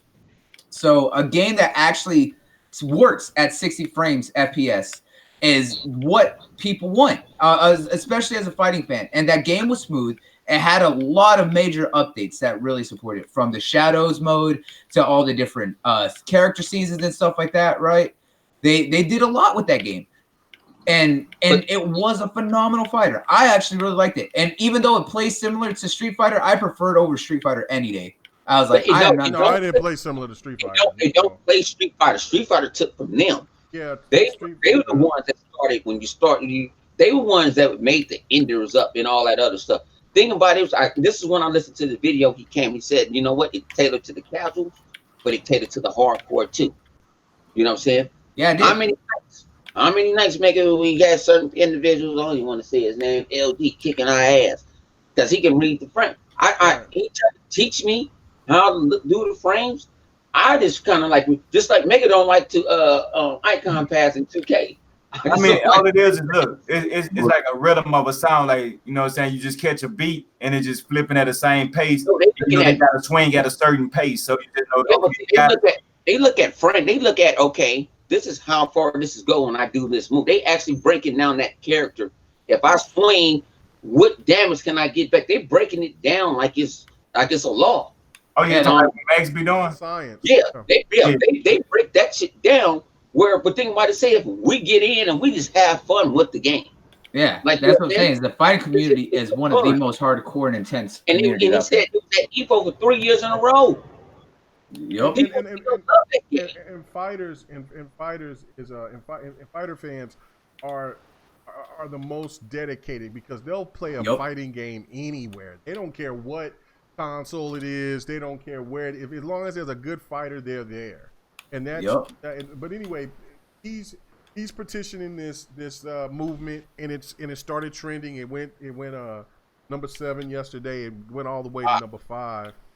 That was trending that shit. Yeah. To where I think it got close to number. I think it was at number 4 for a little while too. Earlier today. Okay, well, regardless of whatever, man, the fact that he's doing it, and that's awesome. I support it. Yeah, I definitely support it. I've always felt that this game was going to be made. It had to be made. It sold well. It got a lot of praise from a lot of the fighting community. It wasn't a big Evo success because I don't know. I don't think it came out at the right time to really hit the Evo scene really big. Right. But there's no doubt that Xbox has to make this. What do you guys think? Absolutely. I was like, they need to get Iron Galaxy back. Iron Galaxy did an amazing job with this game. I was like, we've seen now, especially that the fighting game genre had a massive resurgence. Evo has been getting much bigger. You're seeing them support a lot of older games. You have Tekken 7, you have Tekken Tag 2, you have Smash. You have a Smash Ultimate right now. They had Smash Brawl for a while, but they took that away and now making Ultimate the end all be all for Smash. Of course, they have Street Fighter 5. They have the latest King of Fighters. They have Mortal Kombat there, all sorts of stuff, right? And Killer Instinct has still has one of the most active fighting fan bases out there. They've been patching it still, but those are small things. But the potential that Killer Instinct had, with the crossovers that it had, with the character diversity that it had, with the content that they were making, they could do so much with Killer Instinct as a fighting game. And that was the one thing about it that I was going to say, is that Killer Instinct by far had, with all their character sets, it never felt like any character was too OP. Yeah, it was very they did a fantastic job of making it feel like that every character could be beaten, or you could another player if you were skilled enough.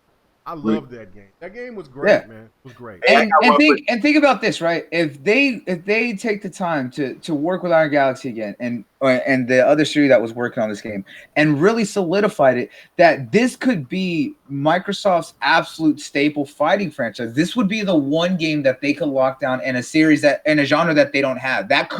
This could be that game for them. Like they have right now, people joke about Super Lucky Sail. Super Lucky Sail is fun for a little platformer, and they're 3D platform. It's very comparable to old school Crash Bandicoot, Super Mario, whatever you want to look at it as, right? But they have a shooter, they have a racer. I was like, and they're working on an open world RPG style game and stuff like that. Why not? The one genre that they can lock down with this is absolutely getting a fighter, and Killer Instinct can be that. I mean, it is a fighter game. It is, but I'm saying that if they support it, this is going to be that game. This could be that game that helps really show, hey, look, we have every game across every genre. Right, it really shows the variety that they have. That's why we got the 3 seasons of it, though. That's why we got 3 seasons of Killer Instinct.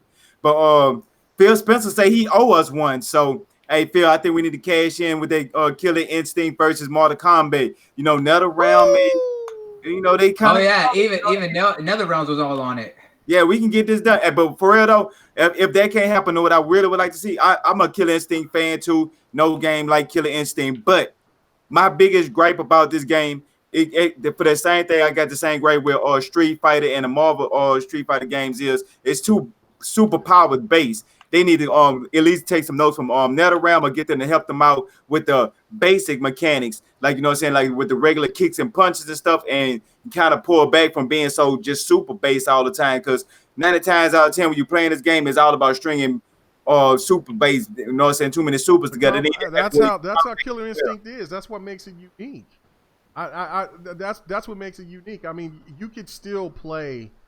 That was another thing too, is that you could, even if you weren't good at doing the combos, you could still play the character enough to where he kind of was a Street Fighter player. If you was playing with Jago or someone else that had a fireball or something like that, to where you could kind of keep a player off of you, and then you could kick them, jump back, and play a slow methodical style. Yeah. Yeah, but like on Super Mobile, they could keep the combinations and do like more like regular move actions, and add more of that into the game, and kind of like dial down on like the super ultra punch dragon. No, they got that. That's Killer Instinct, man. That's like telling Mortal Kombat to take away the fatalities. Take away a fatality, or take away a special move like the Sub-Zero slide or something. Yeah, that's Killer Instinct.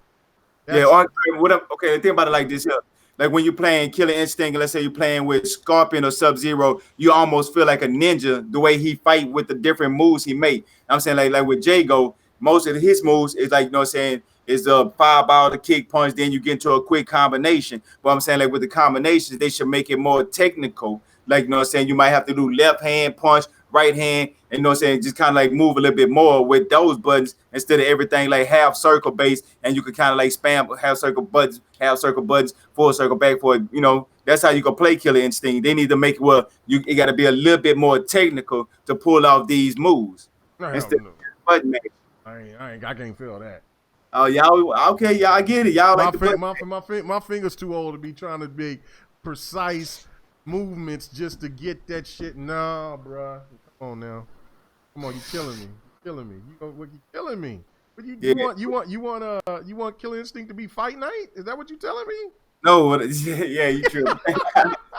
But I just wanted more technical base where like the moves actually matters. Like a lot of times you do a lot of moves that just be for an opener to do a combination instead of every lick actually matters instead of just being openers.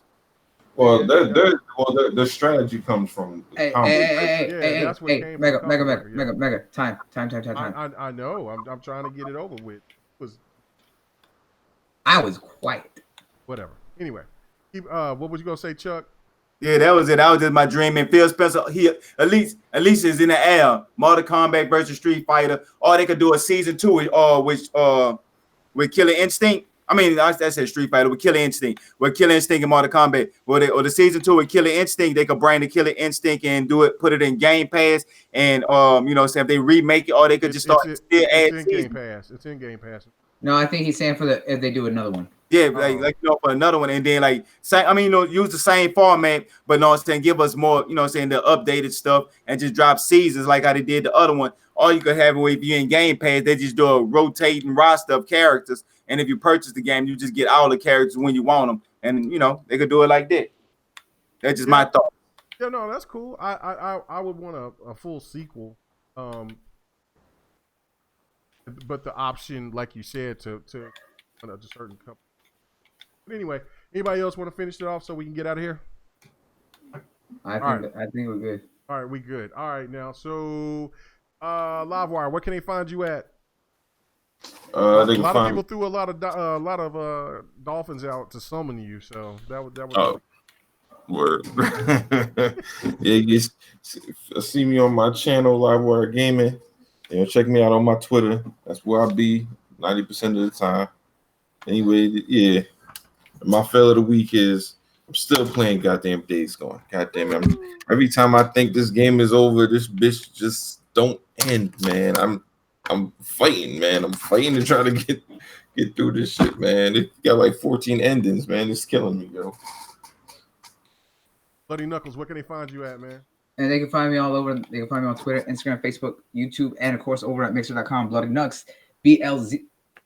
I changed it, so guys, it's no zeros. It's normal. I swear to God, it's normal now. I was like, just as you see it, Bloody Nux _ Yeah, so it's easy to find me now. Yeah, Bloody. Boy, you can find me all over. I was like, and tomorrow, y'all definitely want to make sure y'all check out on the YouTube channel because we're finally getting back in the habit of doing Smash as well. And we're going to be talking all about Marvel and the announcements from SDC. We got some other news outside of that, especially hear more about the new John Wick spinoff and a couple other films that everyone's going to be looking at. But, man, so much came out of Marvel and San Diego Comic-Con. It's hard to not want to talk about that, right? What John Wick spinoff? Yeah. Hey, no, they're doing a. Y'all, we do that off. Do it tomorrow. Do it tomorrow. All right. Tune in. That's it. 2 p.m. Central. Thank you. 100. Where can they find you at? Okay, we can find them in here. You can find. Yeah, I'm gonna say y'all can find me straight to hell because they call me Agent Orange around this motherfucker. You know what I'm saying? You know what I'm saying? You can find me all on the interweb. You know what I'm saying? You already know. You type in 100, you gonna find me. People still making videos. Unknown people making videos about me. So hey, that's cool. Let's go. I'm gonna go up. I like how he said Agent Orange like it's a good thing, man. That just means he's sick. My fella of the week is I got my ass hooked on Matt last night. Yeah, you might. He said fail, not what happens all the time, man. Come on. Yeah, might have been me in my sleep that went ahead and just whooped your ass. Yeah. Sit your punk ass down, blood. You ain't ready for this work. Because I don't play Madden and I ain't gonna even try. Quit falling asleep. Quit falling your drunk ass asleep on those streams. Oh, you ain't want to talk about falling asleep drunk ass. I did it once. Again, McGuffin. Okay, all right. Chuck, where can they find you at? Ooh, man, this is your boy Triple Cup Chuck, and I'm up. And y'all can find me on my channel, you know what I'm saying? The Heroic Vibration Podcast. Check out the episode we did yesterday. I mean, it was an epic show. You know, it was good, had fun, good time. Check it out. And also, I did a double shift today. I was on Crossfire, then I came to GRG. Was giving a fire shout out, and I came straight over, you know what I'm saying, with the amplification. And then tomorrow, I'm going in for round 3. Going in the Smash Podcast, and I'm gonna turn green like the Hawk. We gonna smash some things. Let's go. Let's do it. And what's your feel of the week? Oh, I download Madden as we speak. Oh, that's a fail? Hell yeah, I should have been did that shit. Oh, okay. Got you. That makes sense. All right, cool. Well, all right, man. Thank you guys for hanging out with us. It's K Mega 405, man. Appreciate the support. Thank you for the new members of the team, man. We definitely appreciate it. I gotta find me some dolphin stickers so you guys can go ahead and support Livewire and all his fishiness. And then, man, again, what I always say: if you ain't gotta go to work tomorrow, then you better be gaming. If you ain't gaming, you ain't gotta go to work tomorrow, then you better be doing that. What? Pants off, dance off. Damn right. My feel of the week is me going to work tomorrow. Anyway, we out. Everybody have a good one. Have a great weekend. Peace. Later. Oh man, okay, there we go. Had to hit that, had to find where the button. Hey, thanks for checking out the GRG podcast. All your gaming news and our special topic of the week. Make sure to join us every Friday night, 8:30 p.m. Eastern, 9:30 p.m. Central, 6:30 p.m. Pacific. This was the GRG podcast.